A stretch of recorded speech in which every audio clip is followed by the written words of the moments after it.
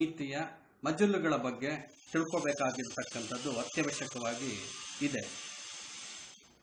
ಈಗ ಯಾವುದೇ ಒಂದು ರಾಷ್ಟ್ರದ ಉನ್ನತಿ ಆ ರಾಷ್ಟ್ರದ ಶಿಕ್ಷಣದ ಗುಣಮಟ್ಟದ ಮೇಲೆ ಆಧಾರಿತವಾಗಿದೆ. ಯಾವುದೇ ಒಂದು ರಾಷ್ಟ್ರದ ಪ್ರಗತಿಯನ್ನು ನಾವು ಅಳಿಬೇಕು ಅಂತಂದ್ರೆ ಅದು ಶಿಕ್ಷಣದ ಗುಣಮಟ್ಟ ಎಷ್ಟರ ಮಟ್ಟಿಗೆ ಇದೆ ಅದರ ಆಧಾರಿತವಾಗಿ ರಾಷ್ಟ್ರದ ಪ್ರಗತಿಯನ್ನು ನಾವು ಅಳಿಬೇಕಾಗುತ್ತೆ. ಆದ್ದರಿಂದ ಶಿಕ್ಷಣದ ಗುಣಮಟ್ಟ ಹೆಚ್ಚಾದಾಗ ರಾಷ್ಟ್ರದ ಗುಣಮಟ್ಟ ಅಂತಕ್ಕಂಥದ್ದು ಹೆಚ್ಚಾಗುತ್ತೆ, ರಾಷ್ಟ್ರದ ಉತ್ಪಾದಕತೆ ಅಂತಕ್ಕಂಥದ್ದು ಹೆಚ್ಚಾಗುತ್ತೆ. ಈ ನಿಟ್ಟಿನಲ್ಲಿ ನಮಗೆ ಇಂದು ಅತಿ ಅವಶ್ಯಕವಾಗಿ ಬೇಕಾಗಿರ್ತಕ್ಕಂಥದ್ದು ಶಿಕ್ಷಣ ಕ್ಷೇತ್ರದಲ್ಲಿನ ಒಂದು ಕ್ರಾಂತಿ. ಆ ಒಂದು ಕ್ರಾಂತಿಯ ಒಂದು ಪ್ರತಿರೂಪವಾಗಿ ಇಂದು ನಮ್ಮೆಲ್ಲರ ಒಟ್ಟಿಗೆ ಇರುವಂಥದ್ದು ರಾಷ್ಟ್ರೀಯ ಶಿಕ್ಷಣ ನೀತಿ 2020. ಈ ಒಂದು ಹಿನ್ನೆಲೆಯಲ್ಲಿ ನಮ್ಮ ರಾಷ್ಟ್ರದ ಒಂದು ಸಮಗ್ರ ಇತಿಹಾಸವನ್ನು ನಾವೇನಾದರೂ ಅವಲೋಕನ ಮಾಡದಂತ ಒಂದು ಸಂದರ್ಭದಲ್ಲಿ ತಮ್ಮೆಲ್ಲರಿಗೂ ಗೊತ್ತಿದೆ, ಭಾರತ ಒಂದು ಪುಣ್ಯ ಭೂಮಿ, ಆಧ್ಯಾತ್ಮಿಕ ತವರೂರು, ಆಧ್ಯಾತ್ಮಿಕತೆಯ ಸ್ವರ್ಗ, ಇಡೀ ಜಗತ್ತಿಗೆ ಬೆಳಕನ್ನು ಕೊಟ್ಟಂತ ರಾಷ್ಟ್ರ, ತನ್ನದೇ ಆದಂತ ಅತ್ಯಂತ ಸನಾತನವಾದಂತ ಪುರಾತನವಾದಂತ ನಾಗರಿಕತೆಯನ್ನು ಕೊಟ್ಟಂತ ಒಂದು ರಾಷ್ಟ್ರ. ಭಾರತದಲ್ಲಿ ಎಷ್ಟರ ಮಟ್ಟಿಗೆ ನಾಗರಿಕತೆ ಅಂತಕ್ಕಂಥದ್ದು ಇತ್ತು ಸನಾತನ ಕಾಲದಲ್ಲಿ ಅಂತಂದ್ರೆ, ನಮ್ಮವರು ವೇದಗಳನ್ನ ಬರಿತಕ್ಕಂಥ ಕಾಲದಲ್ಲಿ ಜಗತ್ತಿನ ಇತರ ರಾಷ್ಟ್ರಗಳಲ್ಲಿ ಮನುಷ್ಯರು ಪ್ರಾಣಿಗಳಂತೆ ಕಾಡುಗಳಲ್ಲಿ ಅಲ್ದಾಡ್ತಾ ಇರ್ತಕ್ಕಂಥ ಒಂದು ಪರಿಸ್ಥಿತಿ ನಿರ್ಮಾಣವಾಗಿತ್ತು. ಅಂತ ಒಂದು ಸರ್ವಶ್ರೇಷ್ಠವಾದಂಥ ಈ ಒಂದು ರಾಷ್ಟ್ರ, ಈ ರಾಷ್ಟ್ರಕ್ಕಿರ್ತಕ್ಕಂಥ ಒಂದು ಸಂಸ್ಕೃತಿ, ಈ ರಾಷ್ಟ್ರದಲ್ಲಿ ಶಿಕ್ಷಣ ಅಂತಕ್ಕಂಥದ್ದು ಪಾರಂಪರಿಕವಾಗಿ ಬಂದಂತ ಒಂದು ರೀತಿ, ನಮ್ಮ ಒಂದು ಸನಾತನ ಗುರುಕುಲ ಪದ್ಧತಿ, ಇವೆಲ್ಲವೂ ಈ ರಾಷ್ಟ್ರಕ್ಕೆ ತನ್ನದೇ ಆದಂಥ ಒಂದು ಕೊಡುಗೆಯನ್ನ ಕೊಟ್ಟಿದೆ. ಉದಾಹರಣೆಗೆ ಗುರುಕುಲ ಪದ್ಧತಿಯಲ್ಲಿನ ಒಂದು ಶಿಕ್ಷಣ ಕ್ರಮವನ್ನು ನಾವೇನಾದರೂ ಅವಲೋಕನ ಮಾಡಿದ್ದೆ ಆದರೆ, ಜೀವನಕ್ಕಾಗಿ ಶಿಕ್ಷಣವನ್ನು ಕೊಡ್ತಕ್ಕಂಥ ಒಂದು ಪರಿಪಾಠ ಅಂದಿನಿಂದಲೇ ನಾವೆಲ್ಲರೂ ರೂಢಿಸ್ಕೊಂಡಿದ್ವಿ. ಜೀವನಕ್ಕಾಗಿ ಶಿಕ್ಷಣವನ್ನು ಕೊಡ್ತಕ್ಕಂಥದ್ದು, ವ್ಯಕ್ತಿಯನ್ನ ಜೀವನಕ್ಕೆ ತಯಾರಿ ಮಾಡುವಂಥದ್ದು, ವ್ಯಕ್ತಿಯನ್ನ ಸಮಾಜದ ಅತ್ಯಂತ ಉಪಯುಕ್ತ ಜೀವಿಯನ್ನಾಗಿ ಮಾರ್ಪಡಿಸುವಂಥದ್ದು, ಒಂದು ಮನ್ವಂತರವನ್ನು ಮಾಡ್ತಕ್ಕಂಥ ಒಂದು ಶಿಕ್ಷಣ ಕ್ರಮ ನಮ್ಮದಾಗಿತ್ತು. ಇಡೀ ಜಗತ್ತಿನ ಯಾವುದೇ ರಾಷ್ಟ್ರಗಳಿಗೆ ಹೋಲಿಸ್ಕೊಂಡ್ರೆ ನಮ್ಮ ಒಂದು ಶಿಕ್ಷಣ ಕ್ರಮ ಅನಾದಿ ಕಾಲದಿಂದಲೂ ಭದ್ರವಾದಂಥ ಬುನಾದಿಯ ಮೇಲೆ ಸಂತರಿಂದ ಋಷಿಗಳಿಂದ ನೀಡಲ್ಪಟ್ಟಿರುವಂಥದ್ದು. ಆದ್ದರಿಂದಲೇ ನಾವು ಬಹಳ ಗರ್ವದಿಂದ ಹೇಳ್ಕೋಬಹುದು, ಏಕ್ ಭಾರತ್ ಶ್ರೇಷ್ಠ ಭಾರತ್. ನಮ್ಮ ಭಾರತ ಅಂತಕ್ಕಂಥದ್ದು ಅತ್ಯಂತ ಶ್ರೇಷ್ಠವಾದಂಥ ಭಾರತ. ಯಾಕಪ್ಪ ಅಂತಂದ್ರೆ ನಾವು ಕೊಡ್ತಕ್ಕಂಥ ಶಿಕ್ಷಣ ಏನಿದೆ ಅದು ಜೀವನದ ತಯಾರಿಗಾಗಿ ಕೊಡ್ತಕ್ಕಂಥ ಒಂದು ಶಿಕ್ಷಣ. ಇಂಥ ಒಂದು ವ್ಯವಸ್ಥೆ ಯಾವಾಗ ನಮ್ಮ ದೇಶದಲ್ಲಿ ಪರಿಪಾಠವಾಗಿ ನಡ್ಕೊಂಡು ಬಂದಿತ್ತು, ಕಾಲಾನಂತರದಲ್ಲಿ ಇತಿಹಾಸದಲ್ಲಿ ಅನೇಕ ಬದಲಾವಣೆಗಳನ್ನು ನಾವು ನೋಡ್ತೇವೆ. ಇಂಥ ಒಂದು ಅತ್ಯಂತ ಸದೃಢವಾದಂಥ ಸಂಸ್ಕೃತಿಯನ್ನು ಹೊಂದಿರತಕ್ಕಂಥ ಒಂದು ರಾಷ್ಟ್ರ ಏನಿದೆ, ನಮ್ಮ ರಾಷ್ಟ್ರ ಭಾರತವೇನಿದೆ, ಇದರ ಮೇಲೆ ಪರಕೀಯರ ನಿರಂತರವಾದಂಥ ಒಂದು ಆಕ್ರಮಣಗಳು ನಡೆದಿದ್ದಾವೆ. ಇಂಥ ಒಂದು ಪರಕೀಯರ ಆಕ್ರಮಣದ ನಡುವೆಯೂ ಭಾರತ ತನ್ನ ಸಂಸ್ಕೃತಿಯನ್ನ, ಹಿರಿಮೆಯನ್ನ, ಗರಿಮೆಯನ್ನ ಕಾಪಾಡಿಕೊಂಡು ಬಂದಿದೆ. ಅಂದಿನ ಕಾಲದಲ್ಲಿ ಈಗ ರಾಷ್ಟ್ರೀಯ ಶಿಕ್ಷಣ ನೀತಿ 2020 ಅನೇಕ ಬಾರಿ ಅದನ್ನು ಪುನರುಚ್ಚರಿಸಿದೆ. ನಮ್ಮ ರಾಷ್ಟ್ರ ಏನಿದೆ ಶಿಕ್ಷಣವನ್ನ, ಒಂದು ಮಾದರಿಯಾದಂಥ ಶಿಕ್ಷಣವನ್ನ ನೀಡಿದಂಥ ಒಂದು ರಾಷ್ಟ್ರ. ಅಂದಿನ ಸನಾತನ ಕಾಲದಲ್ಲೇ ಇದ್ದಂಥ ತಕ್ಷಶಿಲಾ ಇರ್ಬೋದು, ವಿಕ್ರಮಶೀಲ, ಈ ತರದ ನಳಂದ ವಿಶ್ವವಿದ್ಯಾಲಯ, ಇವೆಲ್ಲವೂ ಇಡೀ ಜಗತ್ತಿನಲ್ಲೇ ಜ್ಞಾನದ ಆಗರಗಳಾಗಿದ್ದವು, ಜ್ಞಾನವನ್ನು ನೀಡ್ತಕ್ಕಂಥ ವಿಶ್ವವಿದ್ಯಾಲಯಗಳಾಗಿದ್ದವು. ಮಧ್ಯಕಾಲೀನ ಭಾರತದ ಇತಿಹಾಸ ಏನಿದೆ, ಪರಕೀಯರ ಒಂದು ಆಕ್ರಮಣದ ನಡುವೆ, ಯುರೋಪಿಯನ್ನರ ಒಂದು ಆಗಮನದ ನಡುವೆ ಡಚ್ಚರ್ ಇರ್ಬೋದು, ಫ್ರೆಂಚರ್ ಇರ್ಬೋದು, ತದನಂತರ ಬಂದಂಥ ಬ್ರಿಟಿಷರ್ ಇರ್ಬೋದು, ಎಲ್ಲರೂ ಈ ನೆಲದಲ್ಲಿ ಸೇರಿ ಹೋಗಿದ್ದಾರೆ. ಈ ಶಿಕ್ಷಣದ ಕ್ರಮದ ಮೇಲೆ ಅವರು ತಮ್ಮ ಪ್ರಭಾವಗಳನ್ನ ಬೀರಿದ್ದಾರೆ. ಸ್ವಾತಂತ್ರ್ಯ ಹೋರಾಟ ಇರ್ಬೋದು, ಸ್ವಾತಂತ್ರ್ಯ ನಂತರ ನಾವು ಮಾತಾಡಬೇಕಾಗಿರ್ತಕ್ಕಂಥದ್ದು ಸ್ವಾತಂತ್ರ್ಯ ನಂತರದಲ್ಲಿ ನಾವು ನಮ್ಮ ರಾಷ್ಟ್ರ ಸ್ವಾತಂತ್ರ್ಯವನ್ನು ಗಳಿಸಿದ ನಂತರದಲ್ಲಿ ನಮ್ಮ ಹಿರಿಯರಿಗೆ ಮನವರಿಕೆ ಆಯಿತು, ಶಿಕ್ಷಣದ ಮೂಲಕ ನಾವೇನಾದ್ರೂ ಪ್ರಗತಿಯನ್ನ ಸಾಧಿಸಬೇಕು, ಶಿಕ್ಷಣ ಒಂದು ಸರಿ ಇದ್ರೆ ನಮ್ಮ ದೇಶದ ಪ್ರಗತಿಯನ್ನ ನಾವು ಬಹಳ ಎತ್ತರಕ್ಕೆ ಕೊಂಡೊಯ್ಯಬಹುದು ಅಂತಕ್ಕಂಥ ಒಂದು ಮನಸ್ಥಿತಿಯಿಂದ ಹಲವಾರು ಶೈಕ್ಷಣಿಕ ಯೋಜನೆಗಳನ್ನು ಅವರು ತಂದರು. ಅದಕ್ಕೆ ಉದಾಹರಣೆಯಾಗಿ 1948 ಡಾಕ್ಟರ್ ಎಸ್ ರಾಧಾಕೃಷ್ಣನ್ ಆಯೋಗ ಇರ್ಬೋದು, ಅನೇಕ ಆಯೋಗಗಳು ಬಂದು, ಅದೇ ತರ 52-53 ಲಕ್ಷ್ಮಣ ಸ್ವಾಮಿ ಮೊದಲಿಯಾರ ಆಯೋಗ ಇರ್ಬೋದು, 64-66 ಕೊಠಾರಿ ಆಯೋಗ ಇರ್ಬೋದು, ಅದೇ ರೀತಿ 1977 ಈಶ್ವರಿಬಾಯಿ ಪಟೇಲ್ ಆಯೋಗ ಇರ್ಬೋದು, ಅದೇ ತರ 1986 NP ಇರ್ಬೋದು, ನ್ಯಾಷನಲ್ ಪಾಲಿಸಿ ಆನ್ ಎಜುಕೇಶನ್ ಇರ್ಬೋದು. ಈ ತರದ್ದು ಅನೇಕ ಶೈಕ್ಷಣಿಕ ಆಯೋಗಗಳು ಏನೆಲ್ಲ ಬದಲಾವಣೆಗಳನ್ನು ತರಬೇಕು ಅನ್ನೋದ್ರ ಬಗ್ಗೆ ನಮಗೆ ತಿಳಿಸ್ಕೊಟ್ಟಿದ್ದಾವೆ. 1986 ಬಂದಂತ ರಾಷ್ಟ್ರೀಯ ಶಿಕ್ಷಣ ನೀತಿ ಏನಿದೆ ಅದರಲ್ಲಿ ಹೇಳಿದಂಥ ಹಲವಾರು ಅಂಶಗಳು ಕಾರಣಾಂತರಗಳಿಂದ ಅವುಗಳನ್ನು ಅನುಷ್ಠಾನ ಮಾಡೋದಕ್ಕೆ ಸಾಧ್ಯ ಆಗಲಿಲ್ಲ. ಅದಾದ ನಂತರ 1986ರ ನಂತರ ಈಗ ಬಂದಿರತಕ್ಕಂಥ ರಾಷ್ಟ್ರೀಯ ಶಿಕ್ಷಣ ನೀತಿ ಏನಿದೆ ಸರಿಸುಮಾರು 34 ವರ್ಷಗಳ ಅಂತರದಲ್ಲಿ ಬಂದಿರುವಂಥದ್ದು. 34 ವರ್ಷಗಳ ಅಂತರದಲ್ಲಿ ನಾವು ಮತ್ತೊಮ್ಮೆ ಈ ರಾಷ್ಟ್ರವನ್ನ ಒಂದು ಶ್ರೇಷ್ಠ ಭಾರತವನ್ನಾಗಿ ಮಾಡಬೇಕು. ನಮ್ಮ ಒಂದು ಶಿಕ್ಷಣ ಕ್ರಮ ಎಲ್ಲ ಬೇರೆ ರಾಷ್ಟ್ರಗಳಿಗೆ ಹೋಲಿಸ್ಕೊಂಡ್ರೆ ಗುಣಮಟ್ಟದ ಶಿಕ್ಷಣವನ್ನ ನಾವು ನೀಡಬೇಕು ಅಂತಕ್ಕಂಥ ಒಂದು ಇಚ್ಛೆಯಿಂದ ಸದಭಿರುಚಿಯಿಂದ 2014ರಲ್ಲಿ ಬಂದಂತ ಒಂದು ಕೇಂದ್ರ ಸರ್ಕಾರ ಏನಿದೆ ಅವರು ಇದನ್ನ ಮನಸ್ಸು ಮಾಡಿ ಅಂದಿನಿಂದ ಇದಕ್ಕೆ ಸಂಬಂಧಪಟ್ಟಂತೆ ಕಾರ್ಯಪ್ರವೃತ್ತರಾಗಿ ಇವತ್ತು ಆ ಕನಸು ನಮಗೆಲ್ಲರಿಗೂ ನನಸಾಗಿದೆ. ಯಾವ ರೂಪದಲ್ಲಿ? ರಾಷ್ಟ್ರೀಯ ಶಿಕ್ಷಣ ನೀತಿ 2020ರ ರೂಪದಲ್ಲಿ. ಇದು ಈ ಒಂದು ರಾಷ್ಟ್ರೀಯ ಶಿಕ್ಷಣ ನೀತಿಯ ಒಂದು ಕೆಲಸ ಸ್ಮೃತಿ ಇರಾನಿ ಅವರು ಶಿಕ್ಷಣ ಮಂತ್ರಿ ಆಗಿದ್ದಾಗ, ಕೇಂದ್ರ ಶಿಕ್ಷಣ ಮಂತ್ರಿ ಆಗಿದ್ದಾಗ ತಗೊಂಡದ್ದು. ಅದ ನಂತರ ಪ್ರಕಾಶ್ ಜಾವಡೇಕರ್ ಇರ್ಬೋದು, ಈಗ ಪೋಖ್ರಿಯಾಲ್ ಜಿ ಇರ್ಬೋದು, ಇವರ ಎಲ್ಲರ ಒಂದು ಇದರಲ್ಲಿ ಅದು ಏನಾಗಿದೆ ಸಾಗಿ ಬಂದಿದೆ. ಅಂದ್ರೆ ರಾಷ್ಟ್ರೀಯ ಶಿಕ್ಷಣ ನೀತಿ 2020 ಏನಿದೆ ಇದು ಸಮಗ್ರ ಭಾರತದಲ್ಲಿ ಒಂದು ರೀತಿಯ ಕ್ರಾಂತಿಯನ್ನು ಉಂಟು ಮಾಡಿರುವಂತದ್ದು, ಶಿಕ್ಷಣದಲ್ಲಿ ಒಂದು ಕ್ರಾಂತಿಯನ್ನ ಉಂಟು ಮಾಡಿರ್ತಕ್ಕಂಥದ್ದು. ಒಂದು ಗುಣಾತ್ಮಕ ಶಿಕ್ಷಣವನ್ನ ಕೊಡಬೇಕು, ಒಂದು ಗುಣಾತ್ಮಕ ಶಾಲಾ ಶಿಕ್ಷಣವನ್ನ ನಾವೇನ್ ಮಾಡಬೇಕು, ಎಲ್ಲರಿಗೂ ಸಿಗೋ ತರ ಮಾಡಬೇಕು. ಅದೇ ರೀತಿ ಒಂದು ಗುಣಾತ್ಮಕವಾದಂತ ಉನ್ನತ ಶಿಕ್ಷಣ ಸರ್ವರಿಗೂ ಲಭಿಸಬೇಕು. ಅದೇ ತರ ಒಟ್ಟು ಶಿಕ್ಷಣದಲ್ಲಿ ಈ ದೇಶದ ಒಂದು ಅದಮ್ಯವಾದಂತ ಒಂದು ಶಕ್ತಿ ಏನಿದೆ, ಈ ದೇಶದಲ್ಲಿರ್ತಕ್ಕಂಥ ಒಂದು ಸಂಸ್ಕೃತಿ ಏನಿದೆ, ಪರಂಪರೆ ಏನಿದೆ, ಪಾರಂಪರಿಕ ಮೌಲ್ಯಗಳೇನಿದಾವೆ ಅವು ಪಠ್ಯಪುಸ್ತಕಗಳಲ್ಲಿ ಏನಾಗಬೇಕು, ಪ್ರತಿಫಲನಗೊಳ್ಳಬೇಕು. ಅದನ್ನ ವಿದ್ಯಾರ್ಥಿಗಳು ತಿಳ್ಕೋಬೇಕು. ಈ ದೇಶದ ಬಗ್ಗೆ ಹೆಮ್ಮೆಯನ್ನ ಅವರು ಹೊಂದಬೇಕು. ಈ ದೇಶದ ಬಗ್ಗೆ ಹೆಮ್ಮೆಯನ್ನು ಹೊಂದಬೇಕು. ನಾವು ಭಾರತೀಯರು ಅಂತಕ್ಕಂಥ ಒಂದು ಗರ್ವ ಅವರಿಗೆ ಬರಬೇಕು. ಆಗ ಬಂದಾಗ ಮಾತ್ರ ನಾವು ಎಂಥದೇ ಒಂದು ಶಿಕ್ಷಣ ವ್ಯವಸ್ಥೆಯನ್ನು ನಾವು ಬಹಳ ಪ್ರವರ್ಧಮಾನದಕ್ಕೆ ತರೋದಕ್ಕೆ ಸಾಧ್ಯ ಅಂತಕ್ಕಂಥ ಅಂಶವನ್ನ ಈ ಒಂದು ನೀತಿಯಲ್ಲಿ ಸ್ಪಷ್ಟಪಡಿಸಲಾಗಿದೆ. ಇದರ ಜೊತೆಗೆ ಯಾವುದೇ ಒಂದು ಆಯೋಗಗಳು ಬಂದಾಗಲೂ ಅನೇಕ ಶಿಫಾರಸುಗಳನ್ನ ಕೊಡ್ತವೆ. ಆದರೆ ರಾಷ್ಟ್ರೀಯ ಶಿಕ್ಷಣ ನೀತಿ 2020 ಏನಿದೆ ಅದು ಇಂದಿನ ಎಲ್ಲ ಸ್ಥಿತಿಗತಿಗಳನ್ನ ಅವಲೋಕನ ಮಾಡಿ ಲಕ್ಷಾಂತರ ಜನರಿಂದ ಒಂದು ಒಪಿನಿಯನ್ ಅನ್ನು ತಗೊಂಡು ಎಜುಕೇಶನ್ ಕ್ಷೇತ್ರದಲ್ಲಿರ್ತಕ್ಕಂಥ ದೊಡ್ಡವರಿಂದ ಹಿಡಿದು ಕೊನೆಯ ವ್ಯಕ್ತಿಗಳವರೆಗೆ ಅನೇಕ ಒಂದು ಅಭಿಪ್ರಾಯಗಳನ್ನು ಸಂಗ್ರಹಿಸಿ ಈ ಚೌಕಟ್ಟನ್ನು ಏನ್ ಮಾಡಲಾಗಿದೆ, ಒಂದು ಅಂತಿಮಗೊಳಿಸಲಾಗಿದೆ. ಆ ಕಾರಣದಿಂದ ರಾಷ್ಟ್ರೀಯ ಶಿಕ್ಷಣ ನೀತಿ 2020 ಏನಿದೆ ಸರ್ವ ಭಾರತೀಯರಿಗೂ ಸಮಾನವಾಗಿ ನ್ಯಾಯಪರವಾಗಿ ಎಲ್ಲರಿಗೂ ಸಲ್ಲುವಂತ ಒಂದು ರಾಷ್ಟ್ರೀಯ ಶಿಕ್ಷಣ ನೀತಿಯಾಗಿ ನಮ್ಮ ಮುಂದೆ ಇದೆ. ಈ ಒಂದು ಶಿಕ್ಷಣ ನೀತಿ ಏನಿದೆ ಅದರ ಪ್ರಮುಖ ಉದ್ದೇಶ ಕೇವಲ ಅದನ್ನ ಅನುಭವಿಸ್ತಕ್ಕಂಥ ಸ್ಟೇಕ್ ಹೋಲ್ಡರ್ಸ್ ಏನಿದ್ದಾರೆ, ಅದನ್ನ ಪಡಿತಕ್ಕಂಥವ್ರು ಏನಿದ್ದಾರೆ ಅವರಿಗೆ ಜ್ಞಾನವನ್ನ ಕೊಡೋದು ಮಾತ್ರವಲ್ಲ, ಜೊತೆಗೆ ಕೌಶಲ್ಯಗಳನ್ನ ಕೊಡುವಂಥದ್ದು, ಮೌಲ್ಯಗಳನ್ನ ಅದರಲ್ಲಿ ಅವರಿಗೆ ಬೆಳೆಸುವಂಥದ್ದು, ಒಂದು ಜಾಗತಿಕ ಪ್ರಜೆಯನ್ನಾಗಿ ಮಾರ್ಪಡಿಸತಕ್ಕಂಥದ್ದು. ಭಾರತೀಯ ಮನಸ್ಥಿತಿ ಏನಿದೆ ಅದು ಜಾಗತಿಕ ಮಟ್ಟ 2020 ರಾಷ್ಟ್ರೀಯ ಶಿಕ್ಷಣ ನೀತಿಯ ಒಂದು ಅನುಷ್ಠಾನಕ್ಕೆ ನಾವು ಯಾವ ರೀತಿ ಸರ್ವ ಸನ್ನದ್ಧವಾಗಿ ತಯಾರಿ ಆಗಬೇಕು, ಯಾವ ರೀತಿ ಕಾರ್ಯೋನ್ಮುಖರಾಗಬೇಕು ಅಂತಕ್ಕಂಥದ್ದು ಈ ಅಧ್ಯಾಯ 25ರಿಂದ 27ರ ಕೊನೆಯ ಒಂದು ಭಾಗದಲ್ಲಿ ನಾವೇನ್ ಮಾಡ್ಬೋದು ನೋಡ್ಬೋದು. ಇಷ್ಟು ಇದರ ಒಂದು ಏನು ನಮೂನೆ. This is the outline of national education policy 2020. ಈಗ ನಾವು ಈ 4 ಭಾಗಗಳೇನಿದ್ದಾವೆ ಇವುಗಳ ಬಗ್ಗೆ ಸವಿಸ್ತಾರವಾಗಿ ಕೆಲವೊಂದು ಅಂಶಗಳನ್ನು, ಬಹಳ ಪ್ರಮುಖವಾದ ಅಂಶಗಳೇನಿದ್ದಾವೆ ಅವುಗಳ ಬಗ್ಗೆ ನಾವು ಮನದಟ್ಟು ಮಾಡ್ಕೊಳ್ತಕ್ಕಂಥದ್ದು ಬಹಳ ಅವಶ್ಯಕವಾಗಿ ನಮಗೆ ಬೇಕು. ನಾವು ಶಿಕ್ಷಣ ಕ್ಷೇತ್ರದ ವ್ಯಕ್ತಿಗಳಾಗಲಿ ಅಥವಾ ಸಮಾಜದ ಯಾವುದೇ ಒಂದು ವೃತ್ತಿಯಲ್ಲಿ ನಾವು ಕಾರ್ಯವನ್ನು ನಿರ್ವಹಿಸ್ತಾ ಇರಲಿ, ನಮಗೆ ಈ ಒಂದು ಶಿಕ್ಷಣದ ಒಟ್ಟಾರೆಯ ಒಂದು ಸಾರ ಅಂತಕ್ಕಂಥದ್ದು ಗೊತ್ತಿರಬೇಕು.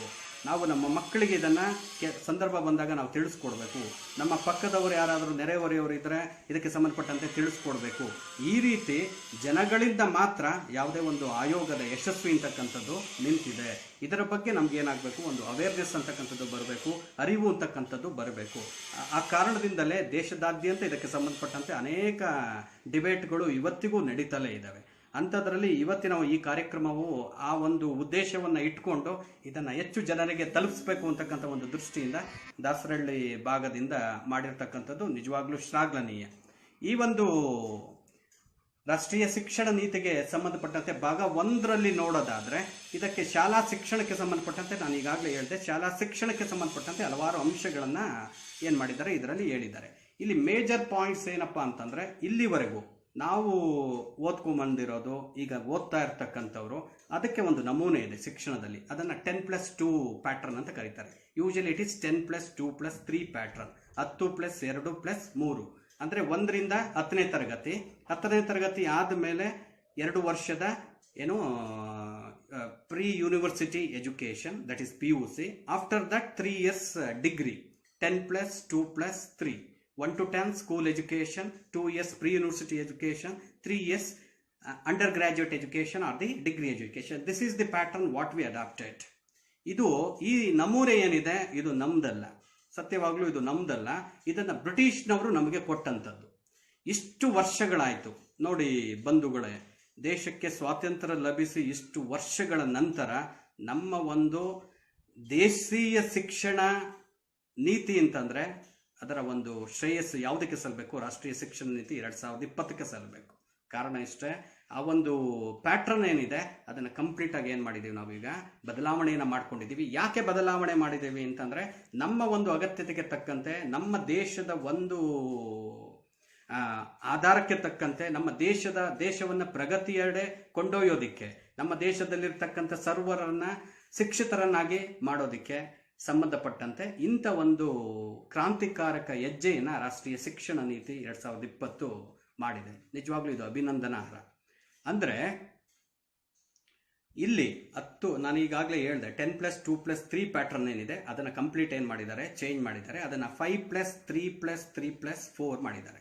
5+3+3+4. ಇದು ಇವತ್ತಿನ ಒಂದು ಪ್ಯಾಟರ್ನ್.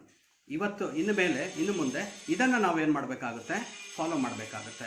ನಮಗೆ ಮನಸ್ಸಿನಲ್ಲಿ ಪ್ರಶ್ನೆ ಮೂಡೋದು ಸಹಜ.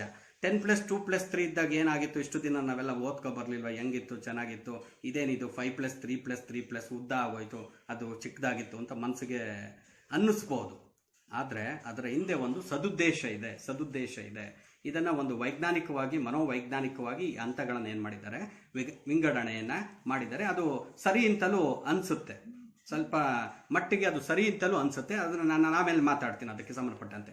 ಈಗ ಇದನ್ನು ನೋಡೋದಾದರೆ 5+3+3+4 ಅನ್ನು ನೋಡೋದಾದರೆ, ಈ ಒಂದು ಪ್ಯಾಟರ್ನ್ ಅನ್ನು ನೋಡೋದಾದರೆ, this is one of completely great reformation in the field of Indian education.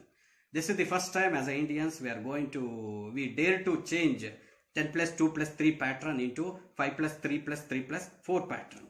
ಇಲ್ಲಿ ಈ 5 ವರ್ಷ, ಈಗ ಮೊದಲನೇದ್ರಲ್ಲಿ ಈ ಒಂದು ನಮೂನೆಯಲ್ಲಿ ಮೊದಲು 5 ಇದೆ, ಫಸ್ಟ್ 5 ಇದೆ, 5 ಅಂತ ಇದೆ. 5 ಅಂತಂದ್ರೆ ಇದು ಇದರಲ್ಲಿ ಮತ್ತೆ 2 ಭಾಗಗಳಿದೆ. ಈ 5 ಅಂತಕ್ಕಂಥದ್ದೇನಿದೆ ಅದನ್ನು ಫೌಂಡೇಶನಲ್ ಸ್ಟೇಜ್ ಅಂತ ಕರೀತಾರೆ. ಇದನ್ನು ಏನಂತ ಕರೀತಾರೆ, ಫೌಂಡೇಶನಲ್ ಸ್ಟೇಜ್ ಅಥವಾ ಬುನಾದಿ ಅಂತ. ಯಾವುದೇ ಒಂದು ಮಗುವಿನ ಒಂದು ಶೈಕ್ಷಣಿಕ ಜೀವನದಲ್ಲಿ ಈ 5 ವರ್ಷಗಳೇನಿದ್ದಾವೆ ಇವು ಬಹಳ ಪ್ರಮುಖವಾದಂಥ ವರ್ಷಗಳು. ರಾಷ್ಟ್ರೀಯ ಶಿಕ್ಷಣ ನೀತಿ 2020 ಪ್ರಕಾರ ಮಗುವಿನ ಒಂದು ಔಪಚಾರಿಕ ಶಿಕ್ಷಣ ಕ್ರಮದಲ್ಲಿ ಮೊದಲ 5 ವರ್ಷಗಳೇನಿದ್ದಾವೆ ಅದು ಅತ್ಯಂತ ಪ್ರಮುಖವಾದಂಥದ್ದು. ಅದಕ್ಕೋಸ್ಕರ ಅದನ್ನೇನಂತ ಕರೆದಿದ್ದಾರೆ, ಫೌಂಡೇಶನಲ್ ಅಂತ ಕರೆದಿದ್ದಾರೆ, ಬುನಾದಿ ಅಂತ, ಫೌಂಡೇಶನಲ್ ಸ್ಟೇಜ್ ಅಂತ ಕರೆದಿದ್ದಾರೆ. ಈ ಫೌಂಡೇಶನಲ್ ಸ್ಟೇಜ್ ಏನಿದೆ ಇದು 5 ವರ್ಷಗಳ ಒಂದು ಗರಿಷ್ಠ ಮಿತಿಯನ್ನು ಒಳಗೊಂಡಿದೆ. ಮಗುವಿನ 3ನೇ ವಯಸ್ಸಿನಿಂದ ಇದು ಶುರುವಾಗುತ್ತೆ. ಈಗ ಇಲ್ಲಿ ಇದನ್ನು ನಾವು ಗಮನಿಸಬೇಕು ಬಂಧುಗಳೇ. ಒಂದು ಮಗುವಿನ 3ನೇ ವರ್ಷದಿಂದ ಔಪಚಾರಿಕ ಶಿಕ್ಷಣ ಅಂತಕ್ಕಂಥದ್ದು ಈ ಒಂದು ನಮೂನೆಯಲ್ಲಿ ಆಗುತ್ತೆ. ಆದರೆ 10+2+3 ಪ್ಯಾಟರ್ನ್ ಅನ್ನು ನಾವು ನೋಡಿದ್ರೆ, ಯಾವುದೇ ಒಂದು ಮಗುವಿನ ಔಪಚಾರಿಕ ಶಿಕ್ಷಣ ಅಂತಕ್ಕಂಥದ್ದು 5 ವರ್ಷ 10 ತಿಂಗಳಿಗೆ ಶುರುವಾಗ್ತಿತ್ತು. ನಾವೆಲ್ಲ ಶಾಲೆಗೆ ಸೇರಿರ್ತಕ್ಕಂಥದ್ದು ಎಲ್ಲವೂ 5 ವರ್ಷ 10 ತಿಂಗಳಾದ ಮೇಲೇ ಶಾಲೆಗೆ ಸೇರಿರ್ತಕ್ಕಂಥದ್ದು. ಆಗಿನ ಕಾಲದಲ್ಲೆಲ್ಲ ನಮ್ಮ ಟೀಚರ್ಸ್ ಮಾಡ್ಸೋರು, ಎಲ್ಲಿ ನಿನಗೆ ಕಿವಿ ಈ ಥರ ಮುಟ್ಟುತ್ತಾ ನೋಡು, ನೀನು ಸೇರಿಸ್ಕೊಂತೀವಿ ಅಂತ ಅನ್ನೋರು. ಬೇರೆ ಏನೇನೋ ಕಾರಣಗಳನ್ನು ಹೇಳಿ ಭೌತಿಕವಾದಂಥ ಕೆಲವೆಲ್ಲ ಕೆಲಸಗಳನ್ನು ನೋಡಿ ಆಮೇಲೆ ಸೇರಿಸ್ತಾ ಇದ್ರು. ಆ ಥರದ್ದೆಲ್ಲ ಪರಿಪಾಠಗಳಿತ್ತು. ಅವೆಲ್ಲ ಬ್ರಿಟಿಷ್ನವ್ರು ನಮಗೆ ಕೊಟ್ಟಂಥದ್ದು, ಹಿಂಗೆಲ್ಲ ಮಾಡ್ರಿ ಅಂತ. ಈಗ ನಾವೇನು ಮಾಡ್ಕೊಂಡಿದ್ದೀವಿ, 3ನೇ ವರ್ಷಕ್ಕೆ ಏನು ಮಾಡ್ಬೋದು, ಯಾವುದೇ ಒಬ್ಬ ವಿದ್ಯಾರ್ಥಿ ಶಾಲೆಗೆ ಏನು ಮಾಡ್ಬೋದು, ಸೇರ್ಬೋದು. 5 ವರ್ಷಗಳಲ್ಲಿ ವಿದ್ಯಾರ್ಥಿಯ 3ನೇ ವರ್ಷದಿಂದ ಔಪಚಾರಿಕ ಶಿಕ್ಷಣ ಅಂತಕ್ಕಂಥದ್ದು ಶುರುವಾಗುತ್ತೆ. ಆ 3ನೇ ವರ್ಷದಲ್ಲಿ ಮಗು ಏನಿರ್ಬೋದು, ಅಂಗನವಾಡಿಯಲ್ಲಿರ್ಬೋದು, ಅಥವಾ ನರ್ಸರಿಲಿರ್ಬೋದು ಅಥವಾ ಬಾಲವಾಟಿಕಾದಲ್ಲಿರ್ಬೋದು. ಈ ರೀತಿ ಮಗುವಿನ 3ನೇ ವಯಸ್ಸಿನಿಂದ 6ನೇ ವಯಸ್ಸುವರೆಗೂ ಈ ಒಂದು ಪ್ರೀ ಸ್ಕೂಲಿಂಗ್ ಅನ್ನೋದೇನಿದೆ ಇದು ಆಗಬೇಕು. 3 ವರ್ಷ ಇದಾಗಬೇಕು. ಇದಾದ ನಂತರ ಮಗು ಏನಾಗಬೇಕು, ಫಸ್ಟ್ ಸ್ಟ್ಯಾಂಡರ್ಡಿಗೆ ಬರಬೇಕು. ಅದೇ ಥರ ನೆಕ್ಸ್ಟ್ ಸೆಕೆಂಡ್ ಸ್ಟ್ಯಾಂಡರ್ಡ್ಗೆ ಬರಬೇಕು. ಇದು ಅದಕ್ಕೋಸ್ಕರನೇ ಇದನ್ನೇಂತ ಕರೆದಿದ್ದಾರೆ, 5 ವರ್ಷದ ಒಂದು ಬುನಾದಿಯ ಅಂತ ಕರೆದಿದ್ದಾರೆ. ಮಗು ಈಗ ಅಂಗನವಾಡಿಗೆ ಬಂತು ಅಂದ್ರೆ ಅದ್ರ ವಯಸ್ಸು 3 ರಿಂದ 6 ವರ್ಷದೊಳಗಿರಬೇಕು. ಅದು ಅಂಗನವಾಡಿಗೆ ಬರಬೇಕು 1 ವರ್ಷ, ಆಮೇಲೆ ಒಂದು KG ಫಸ್ಟು ಸೆಕೆಂಡು, ಈ ಥರ ಮಾಡಿದ್ರೆ 3 ವರ್ಷ. ನೆಕ್ಸ್ಟ್ 2 ಇಯರ್ಸ್ ಅಂದರೆ ಫಸ್ಟ್ ಸ್ಟ್ಯಾಂಡರ್ಡು ಮತ್ತು ಸೆಕೆಂಡ್ ಸ್ಟ್ಯಾಂಡರ್ಡ್. 1ನೇ ತರಗತಿ 2ನೇ ತರಗತಿಯನ್ನು 5 ವರ್ಷದಲ್ಲಿ ಏನು ಮಾಡಬೇಕು, ಮಗು ಮುಗಿಸ್ಬೇಕು. ಇದನ್ನು ಏನಂತ ಕರಿತೀವಿ, ಈ ಒಂದು ಶಿಕ್ಷಣ ನೀತಿಯಲ್ಲಿ ಅದನ್ನು ಬುನಾದಿ ಅಂತ ನಾವು ಕರಿತೀವಿ. ಇಲ್ಲಿ ಇದು ದಿಸ್ ಇಸ್ ಒನ್ ಥಿಂಗ್. ಯಾಕೆ ಅಂತ ಆಮೇಲೆ ಹೇಳ್ತೀನಿ ರೀಸನ್. ಎರಡನೇದೇನಪ್ಪ ಅಂತಂದರೆ, 3ನೇ ತರಗತಿಗೆ 3ನೇ ವರ್ಷ ಆದ ಮೇಲೆ ಈಗ +3 ಅಂತ ಅಂದರೆ 5 ಆಯಿತು. ನೆಕ್ಸ್ಟ್ +3. ಆ +3ನಲ್ಲಿ 3ನೇ ತರಗತಿ, 4ನೇ ತರಗತಿ ಮತ್ತು 5ನೇ ತರಗತಿಯನ್ನು ಏನು ಮಾಡಬೇಕು, ಮಗು ಓದಬೇಕು. ಅವಾಗ ಮಗುವಿಗೆ ಏನಾಗಿರುತ್ತೆ, 8 ರಿಂದ 11 ವರ್ಷ ಆಗಿರುತ್ತೆ. ಪ್ರಾರಂಭಿಕ ಹಂತದಲ್ಲಿ, ಬುನಾದಿ ಹಂತದಲ್ಲಿ ಮಗುವಿನ ವಯಸ್ಸು 6 ರಿಂದ 8 ಇರುತ್ತೆ. ಇಲ್ಲಿ 3ನೇ ತರಗತಿ 4, 5 +3 ಮುಗಿಸೋ ಅಷ್ಟೊತ್ತಿಗೆ ಮಗು 8 ರಿಂದ ಶುರುವಾಗಿ 11ನೇ ವರ್ಷಕ್ಕೆ ಬಂದಿರುತ್ತೆ. ಇದನ್ನೇನಂತ ಕರೀತಾರೆ, ಪ್ರಿಪ್ರೇಟರಿ ಸ್ಟೇಜ್ ಅಂತ ಕರೀತಾರೆ. ರಾಷ್ಟ್ರೀಯ ಶಿಕ್ಷಣ ನೀತಿ 2020 ಈ ಒಂದು ಹಂತವನ್ನು ಏನಂತ ಕರೆದಿದೆ, ಪೂರ್ವ ಸಿದ್ಧತಾ ಅಂತ ಕರೆದಿದೆ, ಅಥವಾ ಪ್ರಿಪ್ರೇಟರಿ ಸ್ಟೇಜ್ ಅಂತ ಕರೆದಿದೆ. ಇದಕ್ಕೆಲ್ಲ ಒಂದು ರೀಸನ್ ಇದೆ, ನೆಕ್ಸ್ಟ್ ಹೇಳ್ತೀನಿ ಅದನ್ನು. ಅದೇ ಥರ ಇನ್ನೊಂದು +3 ಇದೆ. 5 ಆಯಿತು, +3 ಆಯಿತು, ಇನ್ನೊಂದು +3 ಇದೆ. ಆ +3ನಲ್ಲಿ 6, 7 ಮತ್ತು 8 ಅಂದರೆ ಮಗುವಿನ ವಯಸ್ಸು 11 ರಿಂದ 14 ವರ್ಷ ಆಗಿರುತ್ತೆ. ಅದನ್ನು ಮಿಡಲ್ ಸ್ಕೂಲಿಂಗ್ ಲೆವೆಲ್ ಅಂತ ಕರೀತಾರೆ. ಮಿಡಲ್ ಸ್ಕೂಲಿಂಗ್ ಲೆವೆಲ್ ಅಂತ ಅದನ್ನು ಎಂಫಸೈಸ್ ಮಾಡಿದೆ ಯಾವುದು, ರಾಷ್ಟ್ರೀಯ ಶಿಕ್ಷಣ ನೀತಿ 2020. ಅದೇ ಥರ ಇದಾದ ನಂತರ ಲಾಸ್ಟ್ +4 ಇದೆ. ಅದನ್ನು ಏನಾಯಿತು, 9, 10, 11 ಮತ್ತು 12 ಈ 4 ತರಗತಿಗಳಲ್ಲಿ ಮಗು ಓದಬೇಕು. ಅದು +4. ಅದನ್ನು ಏನಂತ ಕರೆದಿದ್ದಾರೆ, ಸೆಕೆಂಡರಿ ಅಂತ ಕರೆದಿದ್ದಾರೆ, ಅಥವಾ ಪ್ರೌಢ ಅಂತ ಕರೆದಿದ್ದಾರೆ.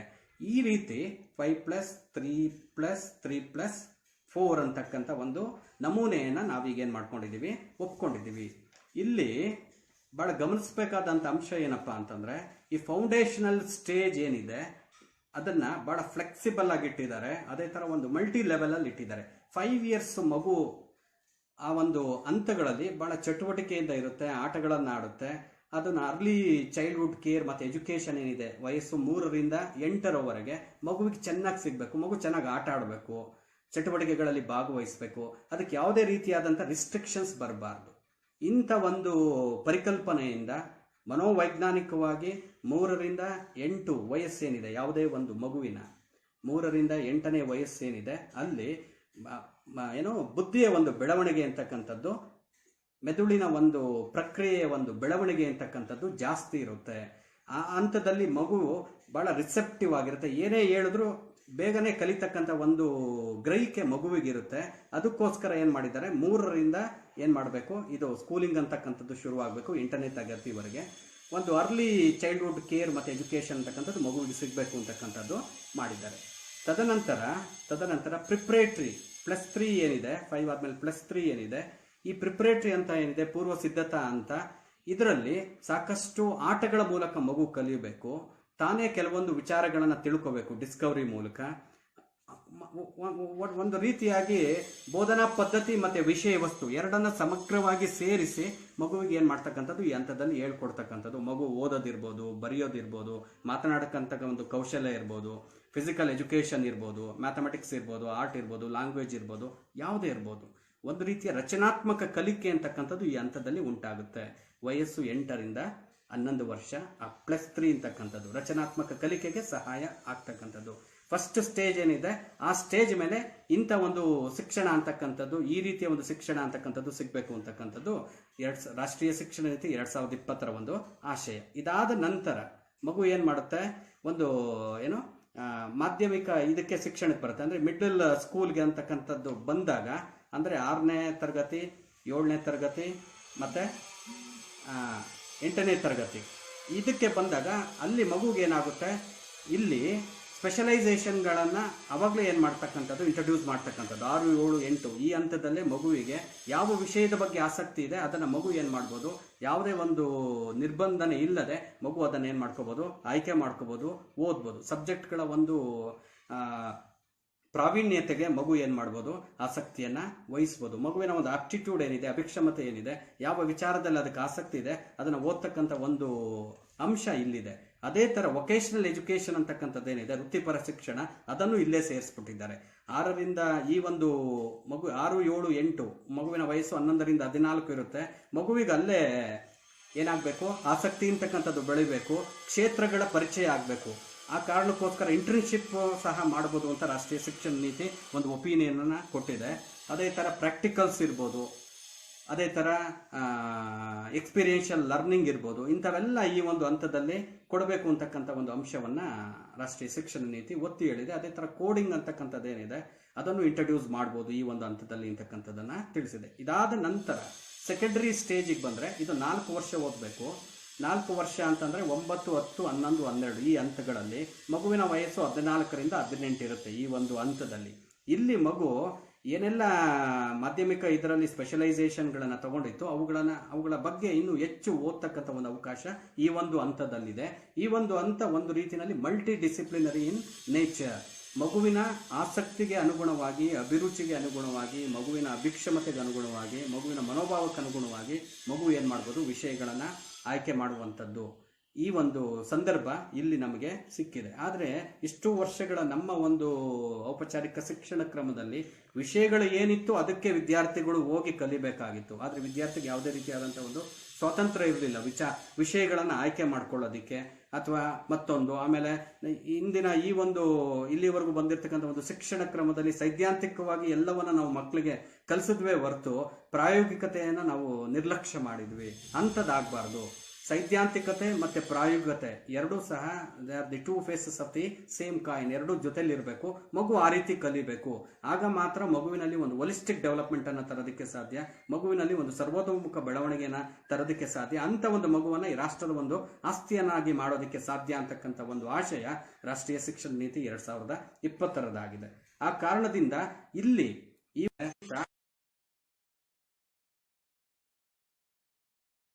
ಯಾವ ಕ್ಷೇತ್ರದಲ್ಲಿ ತೊಡಗಿಸ್ಕೋಬೇಕು, ನನಗೆ ಆಸಕ್ತಿ ಇರ್ತಕ್ಕಂಥ ಕ್ಷೇತ್ರ ಯಾವುದು, ನಾನು ಯಾವ ಕ್ಷೇತ್ರದಲ್ಲಿ ನಾನು ಹೆಚ್ಚಿನ ಒಂದು ಸಾಧನೆಯನ್ನು ಮಾಡ್ಬೋದು ಅಂತಕ್ಕಂಥದ್ದು ಈ ಹಂತದಲ್ಲೇ ಗೊತ್ತಾಗ್ತಕ್ಕಂಥ ಒಂದು ಪರಿಸ್ಥಿತಿ ನಿರ್ಮಾಣ ಆಗೋದ್ರಿಂದ ಇದು ದೇಶದ ಹಿತದೃಷ್ಟಿಯಿಂದ ಬಹಳ ಒಳ್ಳೆಯದು. We can take a horse to the water, we cannot make him to drink. ಕುದುರೆಯನ್ನು ನೀರಿನ ಹತ್ರ ತಗೊಂಡು ಹೋಗ್ಬೋದು, ಆದರೆ ನೀರು ಕುಡಿಯಂಗೆ ಮಾಡೋಕ್ಕಾಗಲ್ಲ. ಆದರೆ ಸನ್ನಿವೇಶಗಳನ್ನು, ಪರಿಸರವನ್ನು ಸಮಗ್ರವಾಗಿ ನಾವು ಒದಗಿಸಿದಾಗ ಎಂಥ ಮಗುವಾದರೂ ಸಹ ಅದಕ್ಕೆ ಸಂಬಂಧಪಟ್ಟಂಥ ಆಸಕ್ತಿ ಏನಿದೆ ಅದಕ್ಕೆ ಅನುಗುಣವಾಗಿ ವಿಚಾರಗಳನ್ನು ಕಲಿಯೋದಕ್ಕೆ ಏನಾಗುತ್ತೆ, ಸಾಧ್ಯ ಆಗುತ್ತೆ.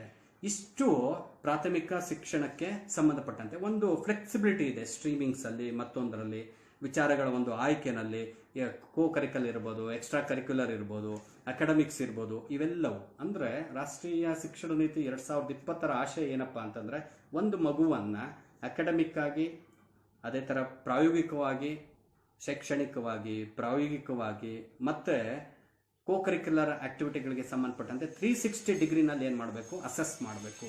ಮಗು ಅಷ್ಟು ರೀತಿಯಲ್ಲಿ ಏನು ಮಾಡಬೇಕು, ಪರಿಪೂರ್ಣತೆಯನ್ನು ಹೊಂದಬೇಕು. 360 ಡಿಗ್ರಿಯ ಒಂದು ವ್ಯಾಪ್ತಿಯಲ್ಲಿ ಮಗುವಿನ ಒಂದು ವ್ಯಕ್ತಿತ್ವ ಅಂತಕ್ಕಂಥದ್ದೇನು ಪರಿಪೂರ್ಣತೆಯನ್ನು ತಲುಪಬೇಕು ಅಂತಕ್ಕಂಥದ್ದು ರಾಷ್ಟ್ರೀಯ ಶಿಕ್ಷಣ ನೀತಿ 2020ರ ಒಂದು ಆಶಯ.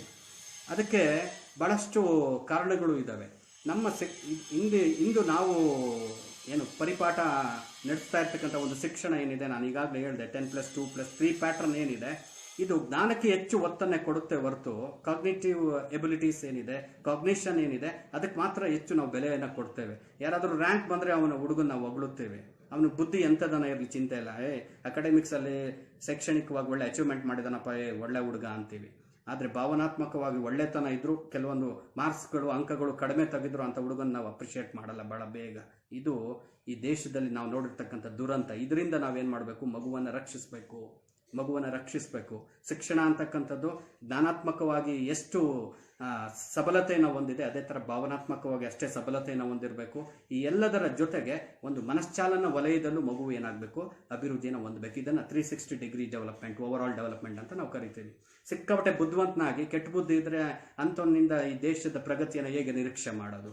ಅಥವಾ ಮನಸ್ಸಿನಲ್ಲಿ ಏನೂ ಇಲ್ಲ, ವಿದ್ಯೆ ಒಂದು ಸ್ವಲ್ಪನೂ ಇಲ್ಲ, ಒಳ್ಳೆ ಹೃದಯ ಇದೆ, ಪರವಾಗಿಲ್ಲ ಅಂಥವ್ರು ಒಂದು ಇದ್ರೂ ಕೆಲವು ಸಮಯ ನಡೆಯುತ್ತೆ.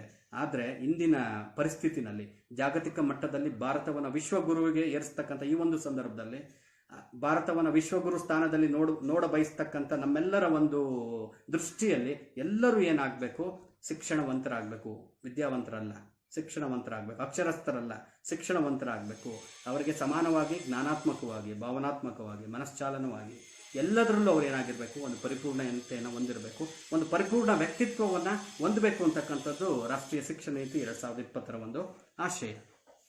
ಇದು ಯಾವುದಕ್ಕೆ, ಪ್ರಾಥಮಿಕ ಶಿಕ್ಷಣಕ್ಕೆ ಸಂಬಂಧಪಟ್ಟಂತೆ. ಇದರೆಲ್ಲದರ ಜೊತೆಗೆ ರಾಷ್ಟ್ರೀಯ ಶಿಕ್ಷಣ ನೀತಿ 2020 ಬಹಳ ಪ್ರಮುಖವಾದಂಥ ಅಂಶವನ್ನು ಒತ್ತಿ ಹೇಳಿದೆ. ಏನಪ್ಪಾ ಅಂತಂದ್ರೆ, ಭಾಷೆ ಕಲಿಕೆಗೆ ಸಂಬಂಧಪಟ್ಟಂತೆ ಯಾವುದೇ ಒಂದು ಮಗು ಕನಿಷ್ಠ 5 ವರ್ಷಗಳವರೆಗೆ ತನಗೆ ಗೊತ್ತಿರತಕ್ಕಂಥ ಭಾಷೆ ಏನಿದೆ ಅದರಲ್ಲಿ ಕಲಿಕೆಯನ್ನು ಅದು ಮಾಡಬೇಕು. ಮಾತೃಭಾಷೆಯಲ್ಲಿ ಕಲಿಕೆಯನ್ನು ಹೊಂದಬೇಕು. ಅದು 5 ವರ್ಷ ಕನಿಷ್ಠವಾಗಿರಬೇಕು, ಅಥವಾ 8 ವರ್ಷಗಳವರೆಗೆ 8ನೇ ತರಗತಿವರೆಗೂ ಇದ್ರೂ ತಪ್ಪಿಲ್ಲ ಅಂತಕ್ಕಂಥ ಒಂದು ಮಾತನ್ನು ರಾಷ್ಟ್ರೀಯ ಶಿಕ್ಷಣ ನೀತಿ ಒತ್ತಿ ಹೇಳಿದೆ. ಅಂದರೆ ಮಾತೃಭಾಷೆಯಲ್ಲಿ ಏನು ಮಾಡಬೇಕು, ಶಿಕ್ಷಣವನ್ನು ನಾವು ಕಲಿಬೇಕು. We should learn A language as A language, not as A medium of instruction. ಇದನ್ನು ಭಾಳ ಎಂಫಸೈಸ್ ಮಾಡಿದೆ. ಭಾಷೆಯನ್ನು ಒಂದು ಮಾಧ್ಯಮವಾಗಿ ನಾವು ಓದಬಾರ್ದು, ಭಾಷೆಯನ್ನಾಗಿ ಓದಬೇಕು. ಮಗು ಯಾವುದೇ ಭಾಷೆಯನ್ನು ಮಾತಾಡುತ್ತೆ ಅಂತಂದರೆ ಅಂಥ ಭಾಷೆನಲ್ಲಿ ಮಗು ತಿಳ್ಕೊಳೋದಕ್ಕೆ ಅದಕ್ಕೆ ಅದರದೇ ಆದಂಥ ಏನಿದೆ, ಒಂದು ರೈಟ್ ಇದೆ, ಹಕ್ಕಿದೆ. ಮಗುವಿಗೆ ಏನಿದೆ, ಒಂದು ಹಕ್ಕಿದೆ. ಅದಕ್ಕೋಸ್ಕರ ಭಾಷೆಗಳಲ್ಲಿ ನಿರ್ಬಂಧತೆ ಇಲ್ಲ. ಮಗುವಿಗೆ ಗೊತ್ತಿರ್ತಕ್ಕಂಥ ಭಾಷೆಯಲ್ಲಿ ಕಲಿಕೆಯನ್ನು ಹೊಂದೋದಕ್ಕೆ ನಾವೇನು ಮಾಡ್ಬೋದು, ಅನುವನ್ನು ಮಾಡಿಕೊಡ್ಬೋದು. ಈ ಒಂದು ಅಂಶ ಏನಿದೆ ಇದು ಭಾರತದ ಮೂಲೆ ಮೂಲೆಗಳಲ್ಲಿ, ಅವರು ಮರುಭೂಮಿಯಂಥ ಪ್ರದೇಶಗಳಲ್ಲಿರಲಿ, ಗುಡ್ಡಗಾಡುಗಳಿರಲಿ, ಅತ್ಯಂತ ಸಂಪದ್ಭರಿತ ಅರಣ್ಯಗಳಲ್ಲಿರಲಿ, ಯಾರಿಗೂ ರೀಚ್ ಆಗ್ತಕ್ಕಂಥ ಒಂದು ಗುಡ್ಡಗಾಡು ಪ್ರದೇಶ ಅಥವಾ ಈ ಥರದ ಅಲೆಮಾರಿ ಜನಾಂಗ ಇರ್ಬೋದು, ಯಾರೇ ಇರ್ಬೋದು, ಅವರಿಗೆ ಗೊತ್ತಿರ್ತಕ್ಕಂಥ ಒಂದು ಭಾಷೆ ಏನಿದೆ ಅದರಲ್ಲಿ ಏನು ಮಾಡಬೇಕು, ಶಿಕ್ಷಣವನ್ನು ಕೊಡಬೇಕು. That's why mother tongue is the best instrument in dealing with the children ಅಂತಕ್ಕಂಥ ಒಂದು ಮಾತನ್ನು ರಾಷ್ಟ್ರೀಯ ಶಿಕ್ಷಣ ನೀತಿ ಏನು ಮಾಡಿದೆ, ಒತ್ತಿ ಹೇಳಿದೆ.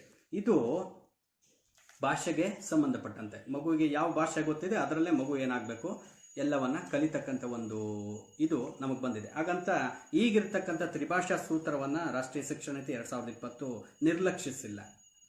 ಅವಶ್ಯಕತೆ ಬಿದ್ದರೆ ಇಟ್ಕೋಬೋದು, ಇಲ್ದಿದ್ರೆ ಬೇಡ. ಭಾಷೆ ಮಗು ತನಗೆ ಎಷ್ಟು ಸಾಧ್ಯವೋ ಅಷ್ಟು ಭಾಷೆಯನ್ನು ಕಲಿಯೋದಕ್ಕೆ ಶಾಲಾ ಪರಿಸರ ಅಂತಕ್ಕಂಥದ್ದು ಏನು ಮಾಡಬೇಕು, ಮಗುವಿಗೆ ಅನುವನ್ನು ಮಾಡಿಕೊಡ್ಬೇಕು. ಶಿಕ್ಷಕರು ಯಾರಿದ್ದಾರೆ ಅವರು ಮಗುವಿಗೆ ಏನು ಮಾಡಬೇಕು, ಅನುಕೂಲಿಸಿ ಕೊಡಬೇಕು. ಮಗು ಎಷ್ಟು ಭಾಷೆ ಕಲ್ತರೂ ಅಷ್ಟು ಒಳ್ಳೆಯದು. ಭಾಷೆಗಳನ್ನು ಕಲ್ತಷ್ಟು ಮಗುವಿನ ಜ್ಞಾನದ ಒಂದು ಹೊರೈಸನ್ ಅಂತಕ್ಕಂಥದ್ದು ಏನಾಗುತ್ತೆ, ಹೆಚ್ಚಾಗುತ್ತೆ. ಆ ದೃಷ್ಟಿಯಿಂದ ಭಾಷೆಗಳಿಗೆ ನಿರ್ಬಂಧ ಇಲ್ಲ. ಮಗು ತನಗೆ ಗೊತ್ತಿರ್ತಕ್ಕಂಥ ಯಾವುದೇ ಭಾಷೆಯಲ್ಲಿ ಕಲಿಕೆಯನ್ನು ಹೊಂದೋದಕ್ಕೆ ಏನಾಗುತ್ತೆ, ಸಾಧ್ಯ ಆಗುತ್ತೆ. ಅದೇ ಥರ ಇಲ್ಲಿ ಈಗಾಗಲೇ ನಾನು ಹೇಳಿದೆ, ಪ್ರಾರಂಭಿಕ ಹಂತದ ಫೌಂಡೇಶನ್ ಕೋರ್ಸ್ ಹೇಳಿದೆ. 2ನೇ ಹಂತದಲ್ಲಿ ಅದಕ್ಕೆ ಮುಂದುವರೆದ ಭಾಗವಾಗಿ ಇದೇನಿದು ಡಿಗ್ರೀಸ್ಗಳನ್ನು, ಪದವಿಗಳನ್ನು ಯಾವ ರೀತಿ ಹೊಂದುವಂಥದ್ದು, that is called by higher education. Part 2 is dealing with higher education. ಇದಕ್ಕೆ ಸಂಬಂಧಪಟ್ಟಂತೆ ರಾಷ್ಟ್ರೀಯ ಶಿಕ್ಷಣ ನೀತಿ 2020 ಒಂದು ಅನುಭಾವಿಕ ನುಡಿ ಏನಪ್ಪಾ ಅಂತಂದ್ರೆ, ಯಾವುದೇ ಪದವಿಯನ್ನು ಯಾವುದೇ ವಿದ್ಯಾರ್ಥಿ ಹೊಂದಿದ್ರು ಅದು ಸಮನ್ವಯ ರೂಪದಲ್ಲಿ ಇರಬೇಕು. ಅಂದರೆ ಇಂಟಿಗ್ರೇಟೆಡ್ ಫಾರ್ಮಲ್ಲಿ ಅದಿರಬೇಕು. ಯಾವುದೇ ಒಂದು ಪದವಿ ಇಂಟಿಗ್ರೇಟೆಡ್ ರೂಪದಲ್ಲಿ ಇರಬೇಕು. ಈಗ ಉದಾಹರಣೆಗೆ ನಾವು ಮೆಡಿಕಲ್ ಸೈನ್ಸನ್ನು ತಗೊಂಡ್ರೆ ಅದು 4 ಇಯರ್ಸ್ ಇದೆ, ಎಂಜಿನಿಯರಿಂಗ್ ತಗೊಂಡ್ರೆ 4.5 ಇಯರ್ಸ್ ಇದೆ. ಈ ಥರ ವರ್ಷಗಳಿದ್ದಾವೆ. 4 ವರ್ಷ, ಕನಿಷ್ಠ 4 ವರ್ಷ, 4.5 ವರ್ಷ, 5 ವರ್ಷಗಳು ಈ ಥರ ಇದ್ದಾವೆ. ಈ ರೀತಿಯಲ್ಲಿ ಏನು ಮಾಡಬೇಕು, ಪದವಿಗಳನ್ನು ಕೊಡಬೇಕು ಅಂತಕ್ಕಂಥದ್ದನ್ನು ರಾಷ್ಟ್ರೀಯ ಶಿಕ್ಷಣ ನೀತಿ 2020 ಹೇಳಿದೆ. ಪದವಿಗಳೆಲ್ಲವೂ ಏನಾಗಿರಬೇಕು, ಸಮನ್ವಯವಾಗಿರಬೇಕು ಅಥವಾ ಇಂಟಿಗ್ರೇಟೆಡ್ ಫಾರ್ಮ್ಯಾಟಲ್ಲಿ ಇರಬೇಕು ಅಂತಕ್ಕಂಥದ್ದು. ಈಗ ಪ್ರಶ್ನೆ ಏನಪ್ಪ ಅಂತಂದರೆ, ಇಂಟಿಗ್ರೇಟೆಡ್ ಫಾರ್ಮ್ಯಾಟಲ್ಲಿ ಇರಬೇಕು, ಅದನ್ನು ನಾವೇನು ಮಾಡಬೇಕು, ಈಗಿರ್ತಕ್ಕಂಥ ಒಂದು ಪದ್ಧತಿಯನ್ನು ನಾವೆಲ್ಲರೂ ಅದನ್ನು ಏನು ಮಾಡಬೇಕು, ಬದಲಾವಣೆ ಮಾಡ್ಕೋಬೇಕು. ಈಗ ಉದಾಹರಣೆಗೆ 4 ವರ್ಷದ ಯಾವುದೇ ಒಂದು ಪದವಿ ಇದೆ ಅಂತಂದರೆ, ಯಾವುದೇ ಒಂದು ವಿದ್ಯಾರ್ಥಿ 4 ವರ್ಷದ ಪದವಿಗೆ ಏನಾಗ್ತಾನೆ, ಜಾಯಿನ್ ಆಗ್ತಾನೆ. ಮೊದಲನೇ ವರ್ಷ ಓದ್ತಾನೆ, ಕಾರಣಾಂತರದಿಂದ ಏನೋ ಕೆಲವೊಂದು ಸಮಸ್ಯೆಗಳಿಂದ ವಿದ್ಯೆಯನ್ನ ಅಥವಾ ಶಿಕ್ಷಣನ ಮುಂದುವರ್ಸಕ್ಕಾಗಲ್ಲ, ಬಿಟ್ಬಿಟ್ಟ ಅಂತ ಅನ್ಕೊಳ್ಳೋಣ. ಅವಾಗ ಏನು ಮಾಡಬೇಕು ಅವನು? ಇವತ್ತಿನ ಪರಿಸ್ಥಿತಿಯಲ್ಲ ಆದರೆ ರಾಷ್ಟ್ರೀಯ ಶಿಕ್ಷಣ ನೀತಿ 2020 ಇಲ್ಲ ಅಂತಂದರೆ, ಏನಾದರೂ ಒಂದು ವರ್ಷ ಓದಿ ಬಿಟ್ಟಿದ್ದಾನೆ ಅಂತಂದರೆ ಅವನ್ನ ನೆಕ್ಸ್ಟ್ ಇಯರ್ಗೆ ನಾವು ಜಾಯಿನ್ ಮಾಡಿಸಲ್ಲ, ಮೊದಲಿಂದ ಓದು ಅಂತ ಕಳಿಸ್ತೀವಿ. ಒಂದು ವರ್ಷ ವೇಸ್ಟು, ಅವ್ನಿಗೆ ಇಂಟ್ರೆಸ್ಟು ಇಲ್ಲ, ಈ ಥರ ಮಾಡಿ ಪರಿಸ್ಥಿತಿ ಮಾಡಿ ಇಟ್ಬಿಡ್ತೀವಿ. ಆದರೆ ರಾಷ್ಟ್ರೀಯ ಶಿಕ್ಷಣ ನೀತಿ ಬಹಳ ಸಮಗ್ರವಾದಂಥ ಸೂಕ್ತವಾದಂಥ ಪರಿಹಾರವನ್ನು ಇದಕ್ಕೆ ಕೊಟ್ಟಿದೆ. ಮೊದಲನೇ ವರ್ಷ ಓದಿದ್ದಾನೆ, ಅಭ್ಯಾಸ ಮಾಡಿದ್ದಾನೆ, ಎರಡನೇ ವರ್ಷಕ್ಕೆ ಕಾರಣಾಂತರದಿಂದ ಬರೋದಕ್ಕಾಗಿಲ್ಲ, ಏನೋ ಗ್ಯಾಪ್ ಆಗಿದೆ, ಮತ್ತೆ ಅವನಿಗೆ ಓದಬೇಕು ಅಂತ ಆಸಕ್ತಿ ಇದೆ, ಸೇರಬೇಕು ಅಂತ ಬಯಸ್ತಾನೆ. ಅವಾಗ ಅವ್ನಿಗೆ ಏನು ಮಾಡ್ಬೋದು ನಾವು? ಎರಡನೇ ವರ್ಷಕ್ಕೆ ಏನು ಮಾಡ್ಬೋದು ನಾವು? ಪ್ರವೇಶವನ್ನು ಕೊಡಬೇಕು ಅಂತಕ್ಕಂಥ ಮಾತನ್ನು ಏನು ಮಾಡಿದೆ ರಾಷ್ಟ್ರೀಯ ಶಿಕ್ಷಣ ನೀತಿ ಹೇಳಿದೆ. ಅದೇ ಥರ 2 ವರ್ಷ ಮಾಡ್ದ, 3ನೇ ವರ್ಷಕ್ಕೆ ಹೋಗೋಕ್ಕಾಗಲ್ಲ, ಏನೋ ಸಮಸ್ಯೆ ಆಯಿತು, ಅದಕ್ಕೂ ಅವಕಾಶ ಇದೆ. ಅಂದರೆ ಒಂದು ಲಿಬರಲ್ ಆಗಿ ಏನೋ ಒಂದು ಎಂಟ್ರಿ ಮತ್ತು ಎಕ್ಸಿಸ್ಟ್ಗಳನ್ನು ಕೋರ್ಸ್ಗಳಲ್ಲಿ ತಂದಿರತಕ್ಕಂಥದ್ದು ರಾಷ್ಟ್ರೀಯ ಶಿಕ್ಷಣ ನೀತಿ 2020 ಒಂದು ವಿಶೇಷವಾದಂಥ ಒಂದು ಏನು ರೆಕಮೆಂಡೇಶನ್. ಫ್ರೀ ಎಂಟ್ರಿ ಮತ್ತು ಫ್ರೀ ಎಕ್ಸಿಸ್ಟ್ ಅಂತಕ್ಕಂಥದ್ದು, ಅಂದರೆ multiple entry and multiple exist. ವಿದ್ಯಾರ್ಥಿ ತನಗೆ ಅನುಕೂಲ ಇದ್ದಾಗ ಬೇಕಾದರೆ ಕೆಲವು ಸರಿ ಹೋಗ್ಬೋದು, ಏನು ಕಾರಣಾಂತರ ಆಗಲಿಲ್ಲ ಅಂದರೆ ಡಿಸ್ಕಂಟಿನ್ಯೂ ಮಾಡ್ಬೋದು, ಮತ್ತೆ ಏನಾಗ್ಬೋದು ಜಾಯಿನ್ ಆಗ್ಬೋದು. ಇಂಥ ಒಂದು ಅವಕಾಶ ಇಷ್ಟು ವರ್ಷಗಳಲ್ಲಿ ಬಂದಂಥ ಯಾವುದೇ ಶಿಕ್ಷಣ ನೀತಿ ಇದನ್ನು ಪ್ರಸ್ತಾಪ ಮಾಡಿಲ್ಲ. ಆದರೆ ಅದರ ಒಂದು ಶ್ರೇಯಸ್ಸು ರಾಷ್ಟ್ರೀಯ ಶಿಕ್ಷಣ ನೀತಿ 2020ಕ್ಕೆ ಸಲ್ಲಬೇಕಾಗುತ್ತೆ. ಈಗ ಕೆಲವೊಂದು ಅಂಶಗಳನ್ನು ತಿಳ್ಕೊಬೇಕು. ಈಗ ಮೊದಲನೇ ವರ್ಷ ಓದಿದ್ದ, ಎರಡನೇ ವರ್ಷಕ್ಕೆ ಓದೋಕ್ಕಾಗಿಲ್ಲ, ಹಾಗಂತ ಓದು ವೇಸ್ಟ್ ಆಗಲ್ಲ. ಇದು ರಾಷ್ಟ್ರೀಯ ಶಿಕ್ಷಣ ನೀತಿ 2020 ವಿಶೇಷವಾದಂಥ ಒಂದು ಶಿಫಾರಸ್ಸು. ಮೊದಲನೇ ವರ್ಷ ಓದಿದ್ದಾನೆ, ಎರಡನೇ ವರ್ಷಕ್ಕೆ ಹೋಗೋಕ್ಕಾಗ್ತಿಲ್ಲ, ಡಿಸ್ಕಂಟಿನ್ಯೂ ಆಗಿದೆ. ಹಾಗಾದರೆ ಮೊದಲನೇ ವರ್ಷದ ಒಂದು ಅಂಶ ಏನೆಲ್ಲ ಕಲ್ತಿದ್ದಾನೆ ಅದಕ್ಕೆ ಸಂಬಂಧಪಟ್ಟಂತೆ ಅವನಿಗೊಂದು ಸರ್ಟಿಫಿಕೇಷನನ್ನು ಕೊಡ್ತಾರೆ. ಇವನು ಇಷ್ಟು ವರ್ಷ, 1 ವರ್ಷ ಈ ಪದವಿಯಲ್ಲಿ ಈತ ಅಭ್ಯಾಸ ಮಾಡಿದ್ದಾನೆ, ಒಂದು ಸರ್ಟಿಫಿಕೇಷನ್. ಈಗ 2 ವರ್ಷ ಓದ್ದ, ಕಾರಣಾಂತರದಿಂದ 3ನೇ ವರ್ಷಕ್ಕೆ ಹೋಗೋಕ್ಕಾಗಲಿಲ್ಲ. ಅವಾಗ ಅದನ್ನು that is treated as equivalent to the diploma certificate ಅಂತ ಏನು ಮಾಡ್ತಾರೆ, ಅವನ ಒಂದು ಪದವಿಗೆ ಅದನ್ನು ಕೊಡ್ತಾರೆ. 3ನೇ ವರ್ಷ ಓದ್ದ, 4ನೇ ವರ್ಷಕ್ಕೆ ಓದೋಕ್ಕಾಗಲಿಲ್ಲ, 3ನೇ ವರ್ಷಕ್ಕೆ ಬ್ಯಾಚುಲರ್ಸ್ ಡಿಗ್ರಿ ಸರ್ಟಿಫಿಕೇಟನ್ನು ಕೊಡ್ತಾರೆ. 4 ವರ್ಷವನ್ನು ಸಂಪೂರ್ಣವಾಗಿ ಮುಗಿಸ್ತಾ ಭಾಳ ಒಳ್ಳೆಯದು. ಆವಾಗ ಕಂಪ್ಲೀಟ್ ಆಗಿ ಏನಾಗುತ್ತೆ, ಒಂದು ಸರ್ಟಿಫಿಕೇಟ್ ಬರುತ್ತೆ. ಆ 4ನೇ ವರ್ಷ ಏನಿದೆ, 4ನೇ ವರ್ಷ ಅದರಲ್ಲಿ ಸಂಶೋಧನೆಗೆ ಸಂಬಂಧಪಟ್ಟಂತೆ ಅವನು ಹೆಚ್ಚು ತಿಳ್ಕೊಂಡಿರ್ತಾನೆ. ಇದು this is called as the multiple entry as well as multiple exist. ಇದನ್ನು ಏನು ಮಾಡಿದ್ದಾರೆ. ಈಗೆಲ್ಲ 2 ಇಯರ್ಸ್ ಇದಾದ ಮೇಲೆ, ಈಗ 4 ಇಯರ್ಸ್ ಇಂಟಿಗ್ರೇಟೆಡ್ನಲ್ಲಿ ಡಿಗ್ರಿ ಮಾಡಿದ ವಿದ್ಯಾರ್ಥಿ ಅಂತಂದರೆ ನೆಕ್ಸ್ಟ್ ಅವನು ಏನು ಮಾಡ್ಬೋದು, PGಯನ್ನು ಕೇವಲ 1 ವರ್ಷದಲ್ಲಿ ಮುಗಿಸ್ಕೋಬೋದು. ಇವತ್ತು 2 ವರ್ಷ ಇದೆ, ಬೇಕಾದ್ರೆ 1 ವರ್ಷದಲ್ಲಿ ಏನು ಮಾಡ್ಬೋದು, ಅವನು PGಯನ್ನು ಬೇಕಾದರೆ ಮುಗಿಸ್ಬೋದು ಅಂತ ಒಂದು ಅವಕಾಶನೂ ಇದೆ. ಅಕಸ್ಮಾತ್ ಏನಾದರೂ ಈ 3 ಇಯರ್ಸ್ ಡಿಗ್ರಿ ಮಾಡಿದ್ದಾನೆ ಅಂತಂದರೆ, ಈಗಾಗಲೇ ನಮಗೆಲ್ಲರಿಗೂ ಗೊತ್ತಿದೆ 2 ವರ್ಷದ ಸ್ನಾತಕೋತ್ತರ ಪದವಿಯನ್ನು ಏನು ಮಾಡಬೇಕಾಗುತ್ತೆ, ನಾವು ಮಾಡಬೇಕಾಗುತ್ತೆ. 3 ವರ್ಷ BSc ಮಾಡಿದ್ದೀವಿ ಅಂತಂದರೆ 2 ವರ್ಷ MSc ಮಾಡಬೇಕು, 3 ವರ್ಷ BA ಮಾಡಿದ್ದೀವಿ ಅಂದರೆ 2 ವರ್ಷ MA ಮಾಡಬೇಕು. ಈ ಥರದ ಒಂದು ಪರಿಸ್ಥಿತಿ ಇವತ್ತಿದೆ.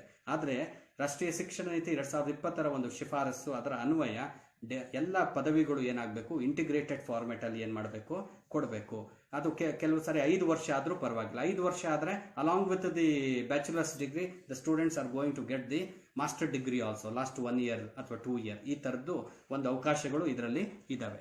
ಈ ಒಂದು ಪ್ರಸ್ತಾಪ ಮಾಡುವಂಥ ಸಂದರ್ಭದಲ್ಲಿ ಅಂಡರ್ ಗ್ರಾಜುಯೇಟ್ ಮತ್ತು ಪೋಸ್ಟ್ ಗ್ರಾಜುಯೇಟ್ ಈ ವಿಚಾರಗಳನ್ನು ಭಾಗ 2ರಲ್ಲಿ ರಾಷ್ಟ್ರೀಯ ಶಿಕ್ಷಣ ನೀತಿ 2020 ಪ್ರಸ್ತಾಪ ಮಾಡುವಂಥ ಸಂದರ್ಭದಲ್ಲಿ MPhil ಅಂತಕ್ಕಂಥ ಒಂದು ಕೋರ್ಸ್ ಇತ್ತು. ಎಲ್ಲ ಸಬ್ಜೆಕ್ಟಲ್ಲಿ ಒಂದು MPhil ಇತ್ತು.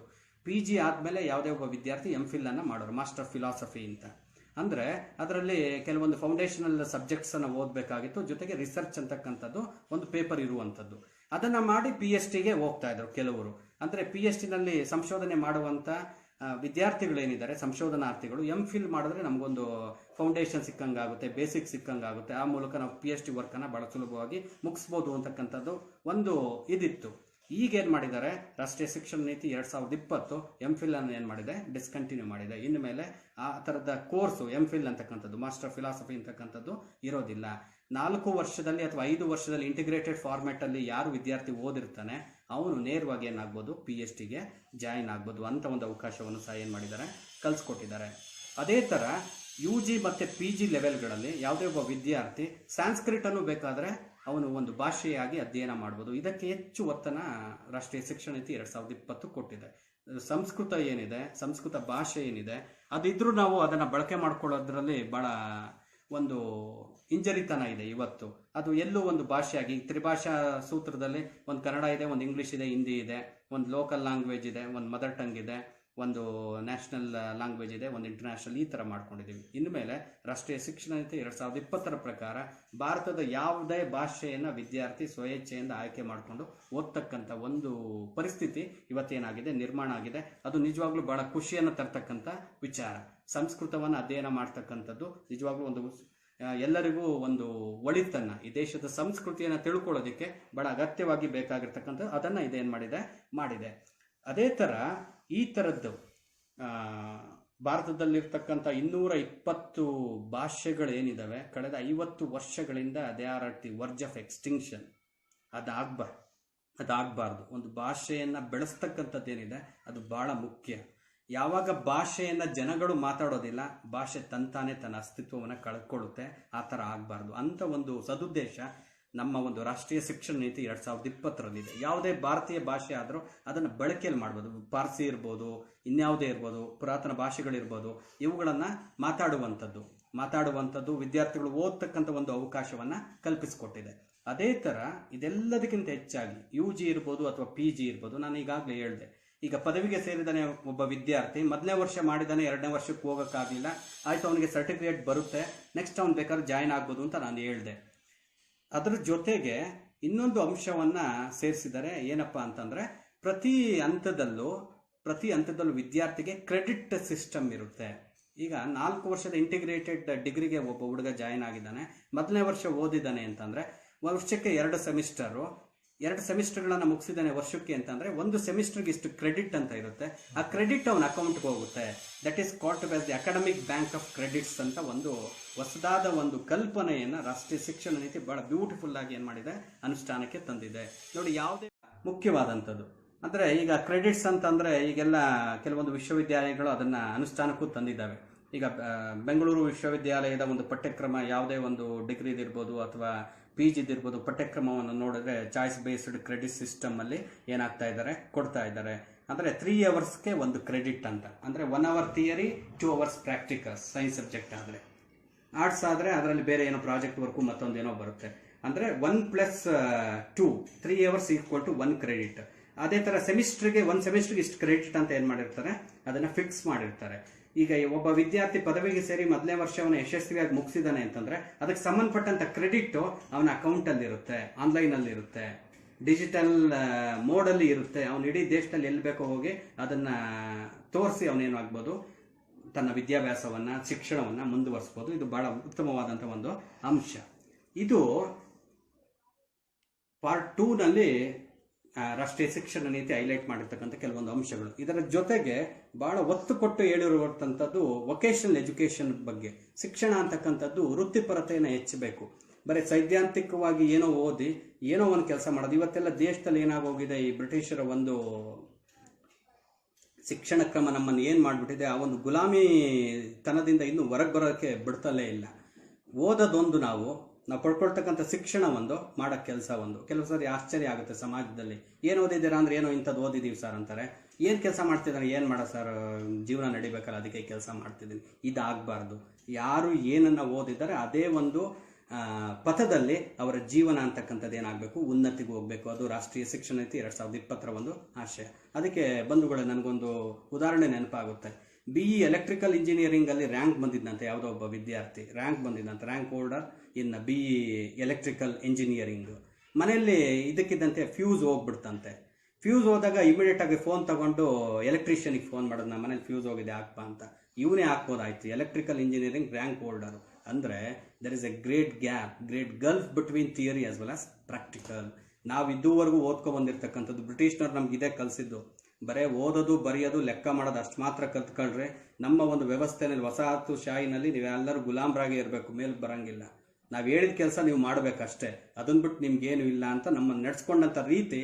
ಅದರಿಂದ ನಾವು ಹೊರ ಬರಬೇಕು ಅಂತಂದರೆ ನಿಜವಾಗ್ಲೂ ನಾವೆಲ್ಲರೂ ಒಂದೇ ಮನಸ್ಸಿನಿಂದ, ಒಂದೇ ತೆರನಾದ ಒಂದು ವಿಚಾರಧಾರೆಯಿಂದ ರಾಷ್ಟ್ರೀಯ ಶಿಕ್ಷಣ ನೀತಿ 2020 ಏನಿದೆ ಅದನ್ನು ನಾವೇನು ಮಾಡಬೇಕು, ಯಶಸ್ವಿಗೊಳಿಸಬೇಕು. ಅದು ನಮ್ಮೆಲ್ಲರ ಮೇಲಿರ್ತಕ್ಕಂಥ ಜವಾಬ್ದಾರಿ. ಭಾರತೀಯರಾಗಿ ನಾವೆಲ್ಲರೂ ಹೆಮ್ಮೆ ಪಡಬೇಕು, ಅದೇ ಥರ ಗರ್ವ ಪಡಬೇಕು. ಯಾಕಪ್ಪ ಅಂದರೆ ಈ ಜವಾಬ್ದಾರಿ ನಮ್ಮ ಹೆಗಲ ಮೇಲಿದೆ. ಇದನ್ನು ನಾವೇನು ಮಾಡಬೇಕು, ಸೂಕ್ತವಾಗಿ ನಿರ್ವಹಿಸಬೇಕು ಅಂತಕ್ಕಂಥದ್ದು.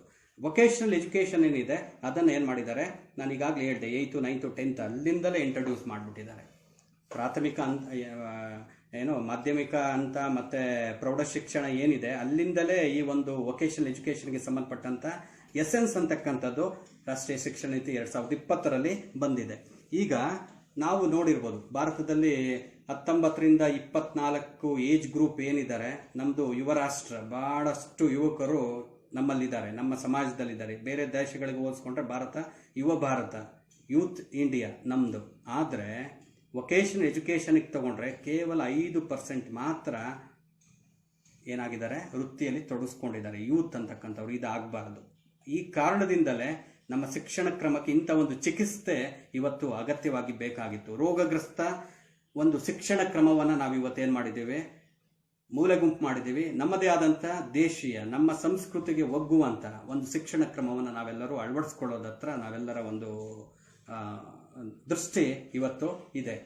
ಆದರೆ ನಾವು ಅಮೆರಿಕಾವನ್ನು ಉದಾಹರಣೆಯಾಗಿ ತಗೊಂಡ್ರೆ 52% ಯೂತ್ ವೊಕೇಶನಲ್ ಎಜುಕೇಷನ್ ಇದ್ದಾರೆ. America is one of the developed country right ನಾವು. ಅದೇ ಥರ ಜರ್ಮನಿಯನ್ನು ತಗೊಂಡ್ರೆ 75% ಯೂತ್ ಇವತ್ತೇನಾಗಿದ್ದಾರೆ, ವೊಕೇಶನಲ್ ಎಜುಕೇಷನಲ್ಲಿ ಅನೇಕ ಸಾಧನೆಗಳನ್ನು ಮಾಡಿದ್ದಾರೆ. ಜರ್ಮನಿಯೂ ಸಹ ಏನಾಗಿದೆ, ಒಂದು ಅಭಿವೃದ್ಧಿಶೀಲ ರಾಷ್ಟ್ರವಾಗಿದೆ. ಸೌತ್ ಕೊರಿಯಾವನ್ನು ತಗೊಂಡ್ರೆ 94% ಏನಾಗಿದ್ದಾರೆ, ಅವರು ವೊಕೇಶನಲ್ ಇದ್ದಾರೆ. ಯಾವುದೇ ಪ್ರಾಡಕ್ಟ್ಸ್ ನೋಡಿದ್ರು ಅವ್ರದ್ದೇ ಇರುತ್ತೆ ಕೊರಿಯಾದವ್ರದ್ದು. ಈ ಪರಿಸ್ಥಿತಿಗಳು ನೋಡಿ, ಜಗತ್ತು ಎಷ್ಟು ಮುಂದೆ ಹೋಗ್ತಾ ಇದೆ, ತಂತ್ರಜ್ಞಾನದಲ್ಲಿ ಹೋಗ್ತಾ ಇದೆ. ಆದರೆ ನಾವು ಎಷ್ಟು ಹಿಂದೆ ಇದ್ದೀವಿ. ಹಾಗಂತ ನಾವು ತಂತ್ರಜ್ಞಾನದಲ್ಲಿ ಹಿಂದೆ ಇಲ್ಲ ಅಂತಲ್ಲ, ಅದರ ಒಂದು ಸರಿಯಾದ ಒಂದು ಸಮನ್ವಯತೆ ನಮ್ಗೆ ಇದುವರೆಗೂ ಸಿಕ್ಕಿರಲಿಲ್ಲ.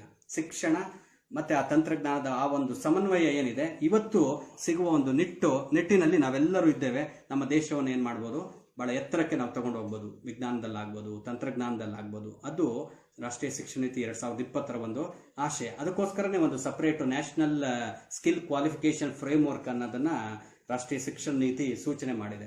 ಅದನ್ನು ಎಸ್ಟಾಬ್ಲಿಷ್ ಮಾಡಬೇಕು. ಅದರಲ್ಲಿ ಈ ವೊಕೇಶನಲ್ ಎಜುಕೇಷನ್ಗೆ ಸಂಬಂಧಪಟ್ಟಂತ ಅಂಶಗಳನ್ನು ಏನು ಮಾಡಿದೆ, ಅದು ತಿಳಿಸ್ಕೊಟ್ಟಿದೆ. ನಮ್ಮ ದೇಶದ ಒಂದು GDP ಏನಿದೆ 1.6% ಅನ್ನ ಮಾತ್ರ ನಾವೇನು ಮಾಡ್ತಾ ಇದ್ದೀವಿ, ಯೂಸ್ ಮಾಡ್ತಾ ಇದ್ದೀವಿ ಎಜುಕೇಷನ್ಗೆ. That should not be a correct one. 6% should be go. That is also one of the recommendation.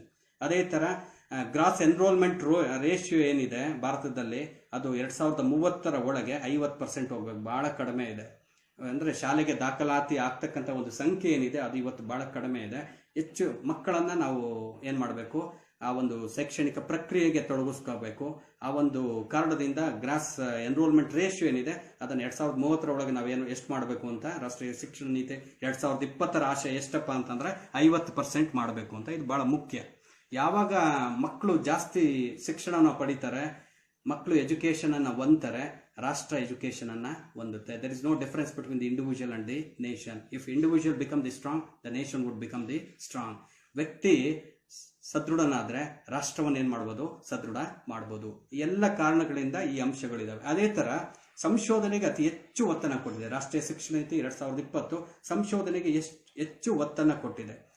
ಅಂದ್ರೆ ನಮ್ಮಲ್ಲಿ ಸಂಶೋಧನೆಗೆ ಸಂಬಂಧಪಟ್ಟಂತ ನಮ್ಮ ಒಂದು GDP ಏನಿದೆ 0.69% ಅಷ್ಟೇ ನಾವು ಸಂಶೋಧನೆಗೆ ಮೀಸಲು ಇಟ್ಟಿರುವಂಥದ್ದು. ಇದು ಆಗಬಾರ್ದು. ಅದನ್ನ ಏನ್ ಮಾಡಬೇಕು, ಜಾಸ್ತಿ ಮಾಡಬೇಕು. ಉದಾಹರಣೆಗೆ ಅಮೆರಿಕವನ್ನ ನೋಡಿದ್ರೆ 2.8% ಅವ್ರೇನ್ ಮಾಡ್ತಾ ಇದ್ದಾರೆ, ಸಂಶೋಧನೆಯಲ್ಲಿ ತೊಡಗಿಸ್ತಾ ಇದ್ದಾರೆ. ಇಸ್ರೇಲ್ ಅತ್ಯಂತ ಪುಟ್ಟ ರಾಷ್ಟ್ರ, 4.3% ಅವ್ರ ಸಂಶೋಧನೆಗೆ, ಅವರ GDP 4.3% ಅನ್ನ ಸಂಶೋಧನೆಗೆ ಮೀಸಲಿಟ್ಟಿದ್ದಾರೆ.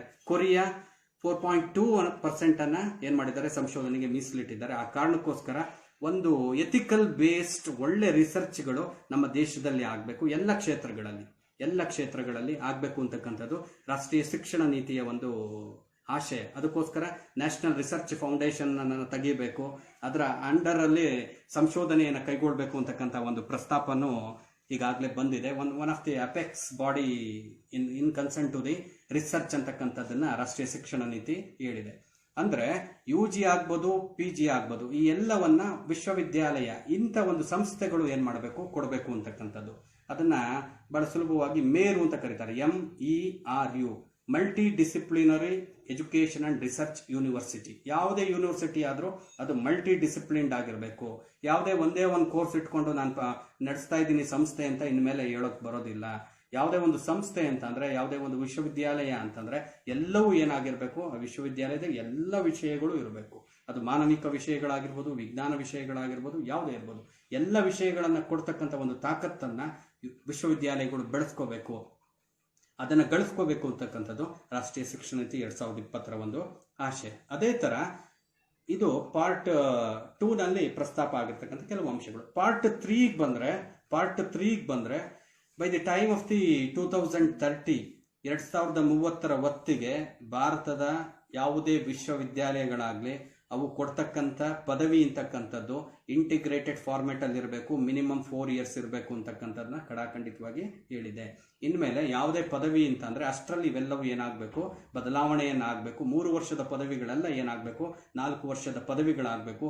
ಆ ಮೂಲಕ ಪ್ರತಿಯೊಬ್ಬ ವಿದ್ಯಾರ್ಥಿ, ಅದನ್ನು ಅಭ್ಯಾಸ ಮಾಡ್ತಕ್ಕಂಥ ಪ್ರತಿಯೊಬ್ಬ ವಿದ್ಯಾರ್ಥಿ ಒಂದು ಸ್ವಾವಲಂಬಿತನವನ್ನು ಅವನು ನಿರ್ಮಾಣ ಮಾಡ್ಕೋಬೇಕು. ಆತ್ಮನಿರ್ಭರತೆ ಅಂತಕ್ಕಂಥದ್ದು ಅವನಿಗೆ ಬರಬೇಕು. ಆ ಮೂಲಕ ರಾಷ್ಟ್ರವನ್ನ ಆತ ನಿರ್ಭರತೆಯ ಕಡೆಗೆ ಕೊಂಡೊಯ್ಯಬೇಕು ಅಂತಕ್ಕಂಥ ಒಂದು ಆಶಯ ರಾಷ್ಟ್ರೀಯ ಶಿಕ್ಷಣ ನೀತಿಗೆ ಇದೆ. ಅದೇ ತರ ರಾಷ್ಟ್ರೀಯ ಶಿಕ್ಷಣ ನೀತಿ 2020ರಲ್ಲಿ ಮತ್ತೊಂದು ಪ್ರಮುಖವಾದಂತಹ ಒಂದು ಅಂಶ, ಯಾವುದೇ ಒಂದು ಪಬ್ಲಿಕ್ ಇನ್ಸ್ಟಿಟ್ಯೂಷನ್ ಆಗ್ಬೋದು, ಅಥವಾ ಗವರ್ಮೆಂಟ್ ಇನ್ಸ್ಟಿಟ್ಯೂಷನ್ ಆಗ್ಬೋದು, ಅಥವಾ ಪ್ರೈವೇಟ್ ಇನ್ಸ್ಟಿಟ್ಯೂಷನ್ ಆಗ್ಬೋದು, ಕೊಡ್ತಕ್ಕಂಥ ಶಿಕ್ಷಣದ ಗುಣಮಟ್ಟ ಎಲ್ಲ ಕಡೆ ಒಂದೇ ತರ ಇರಬೇಕು.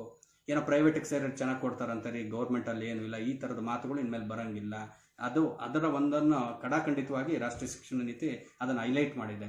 Education should be qualitative in both private as well as government. There is no difference of education in concern to the quality. Either the student are going to get an education in an private sector or else the government sector, that would be the same.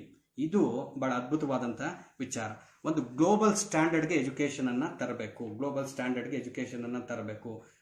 ಶಿಕ್ಷಣವನ್ನು ಏನ್ ಮಾಡಬೇಕು, ಸಾರ್ವತ್ರೀಕರಣಗೊಳಿಸಬೇಕು. Adult education ಕೊಡಬೇಕು. ಒಂದು life long education ಅನ್ನ ಕೊಡಬೇಕು. Technology based, digital based education ಅಂತಕ್ಕಂಥದ್ದು ಎಲ್ಲರಿಗೂ ಸಿಗಬೇಕು ಅಂತಕ್ಕಂಥ ಒಂದು ಆಶಯ ರಾಷ್ಟ್ರೀಯ ಶಿಕ್ಷಣ ನೀತಿ 2020. ಇದು ಪಾರ್ಟ್ 3ನಲ್ಲಿ ಉಲ್ಲೇಖಿಸತಕ್ಕಂಥ ಕೆಲವೊಂದು ಅಂಶಗಳು. ಈಗ ಕೊನೆ ಭಾಗಕ್ಕೆ ಬಂದ್ರೆ ಪಾರ್ಟ್ 4ಅಲ್ಲಿ ಇದಕ್ಕೆ ಸಂಬಂಧಪಟ್ಟಂತೆ ಕೆಲವೊಂದು ಅಂಶಗಳಿದೆ, ಅನುಷ್ಠಾನಕ್ಕೆ ಸಂಬಂಧಪಟ್ಟಂತೆ. ಇದುವರೆಗೂ ಈ ತರ ಬದಲಾವಣೆಗಳಿರ್ಬೇಕು, ಇದನ್ನ ಯಾವ ರೀತಿ ಅನುಷ್ಠಾನ ಮಾಡೋದು, central advisory board of education ಏನಿದಾವೆ, CAB, ಇವುಗಳನ್ನ ಯಾವ ರೀತಿ ಬಲಗೊಳಿಸ್ಕೊಳ್ತಕ್ಕಂಥದ್ದು, ಇಂಥ ಸಂಸ್ಥೆಗಳನ್ನ ಬಲಗೊಳಿಸೋದ್ರ ಮೂಲಕ ರಾಷ್ಟ್ರೀಯ ಶಿಕ್ಷಣ ನೀತಿ ಅನುಷ್ಠಾನವನ್ನು ಎಷ್ಟು ಯಶಸ್ವಿಯಾಗಿ ನಾವು ಮಾಡಬಹುದು. ಅದೇ ತರ ಫೈನಾನ್ಸ್ ಎಷ್ಟರ ಮಟ್ಟಿಗೆ ಬೇಕಾಗುತ್ತೆ, ಅದರ ಅನುಷ್ಠಾನ ಇಂಪ್ಲಿಮೆಂಟೇಷನ್ಗೆ ಸಂಬಂಧಪಟ್ಟಂತೆ ಏನೆಲ್ಲ ಅಂಶಗಳಿದಾವೆ, ಇವುಗಳನ್ನೆಲ್ಲ ಆ ಒಂದು ಪಾರ್ಟ್ 3ನಲ್ಲಿ ಉಲ್ಲೇಖ ಮಾಡಲಾಗಿದೆ. ಇದು ಸಮಗ್ರವಾಗಿ ರಾಷ್ಟ್ರೀಯ ಶಿಕ್ಷಣ ನೀತಿಯ ಕೆಲವೊಂದು ಮುಖ್ಯ ಅಂಶಗಳು. ಇನ್ನ ನಾವು ಭಾರತೀಯರಾಗಿ ಅದರ ಒಂದು ಮೇಲ್ನೋಟಕ್ಕೆ, ಅದರ ಒಂದು ಮುನ್ನೋಟವಾಗಿ ಒಂದು ರಾಷ್ಟ್ರೀಯ ಶಿಕ್ಷಣ ನೀತಿಯನ್ನು ತಿಳ್ಕೋಬೇಕು ಅಂದ್ರೆ ಇಷ್ಟು ಅಂಶಗಳನ್ನ ತಿಳ್ಕೋಬೇಕು. ಈಗ ಇಷ್ಟೆಲ್ಲ ಒಳ್ಳೆಯ ಒಂದು ಅಂಶಗಳಿರ್ತಕ್ಕಂಥ ರಾಷ್ಟ್ರೀಯ ಶಿಕ್ಷಣ ನೀತಿ 2020 ಏನಿದೆ, ತಜ್ಞರ ಪ್ರಕಾರ ಕೆಲವೊಂದು ನಮ್ಮ ಅನಿಸಿಕೆಗಳು ಆದ್ರೂ ಆಗಿರ್ಬೋದು, ಕೆಲವೆಲ್ಲ ಅದಕ್ಕೆ ಅದರದೇ ಆದಂಥ ಒಂದು ಮೆರಿಟ್ಸ್ ಇರುತ್ತೆ, ಡಿಮೆರಿಟ್ಸ್ ಇರುತ್ತೆ. ಯಾವುದೇ ಒಂದು ಪಾಲಿಸಿ ಬಂತು ಅಂತಂದ್ರೆ ಅದರ ಮೇಲೆ ಬಹಳಷ್ಟು ಡಿಬೇಟ್ಗಳಾಗುತ್ತೆ, ಚಿಂತನೆಗಳು ಹರಿದು ಬರುತ್ತೆ. ಅದನ್ನ ನಾವೇನ್ ಮಾಡ್ಬೋದು ನೋಡ್ಬೋದು ಯಾವ ರೀತಿ ಏನು ಅಂತ. ಮೆರಿಟ್ಗಳ ಬಗ್ಗೆ ಮಾತಾಡಬೇಕು ಅಂತಂದ್ರೆ, ಮೆರಿಟ್ಗಳ ಬಗ್ಗೆ ಕೆಲವೊಂದು ಅಂಶಗಳನ್ನ ನಿಮ್ಮ ಹತ್ರ ನಾನು ಶೇರ್ ಮಾಡಬೇಕು ಅಂತಂದ್ರೆ, ಈಗ by the time of the 2030-35 50% student higher education ಇರಬೇಕು ಅಂತಕ್ಕಂಥದ್ದು ನಿಜವಾಗ್ಲೂ ಬಹಳ ಒಳ್ಳೆಯದು.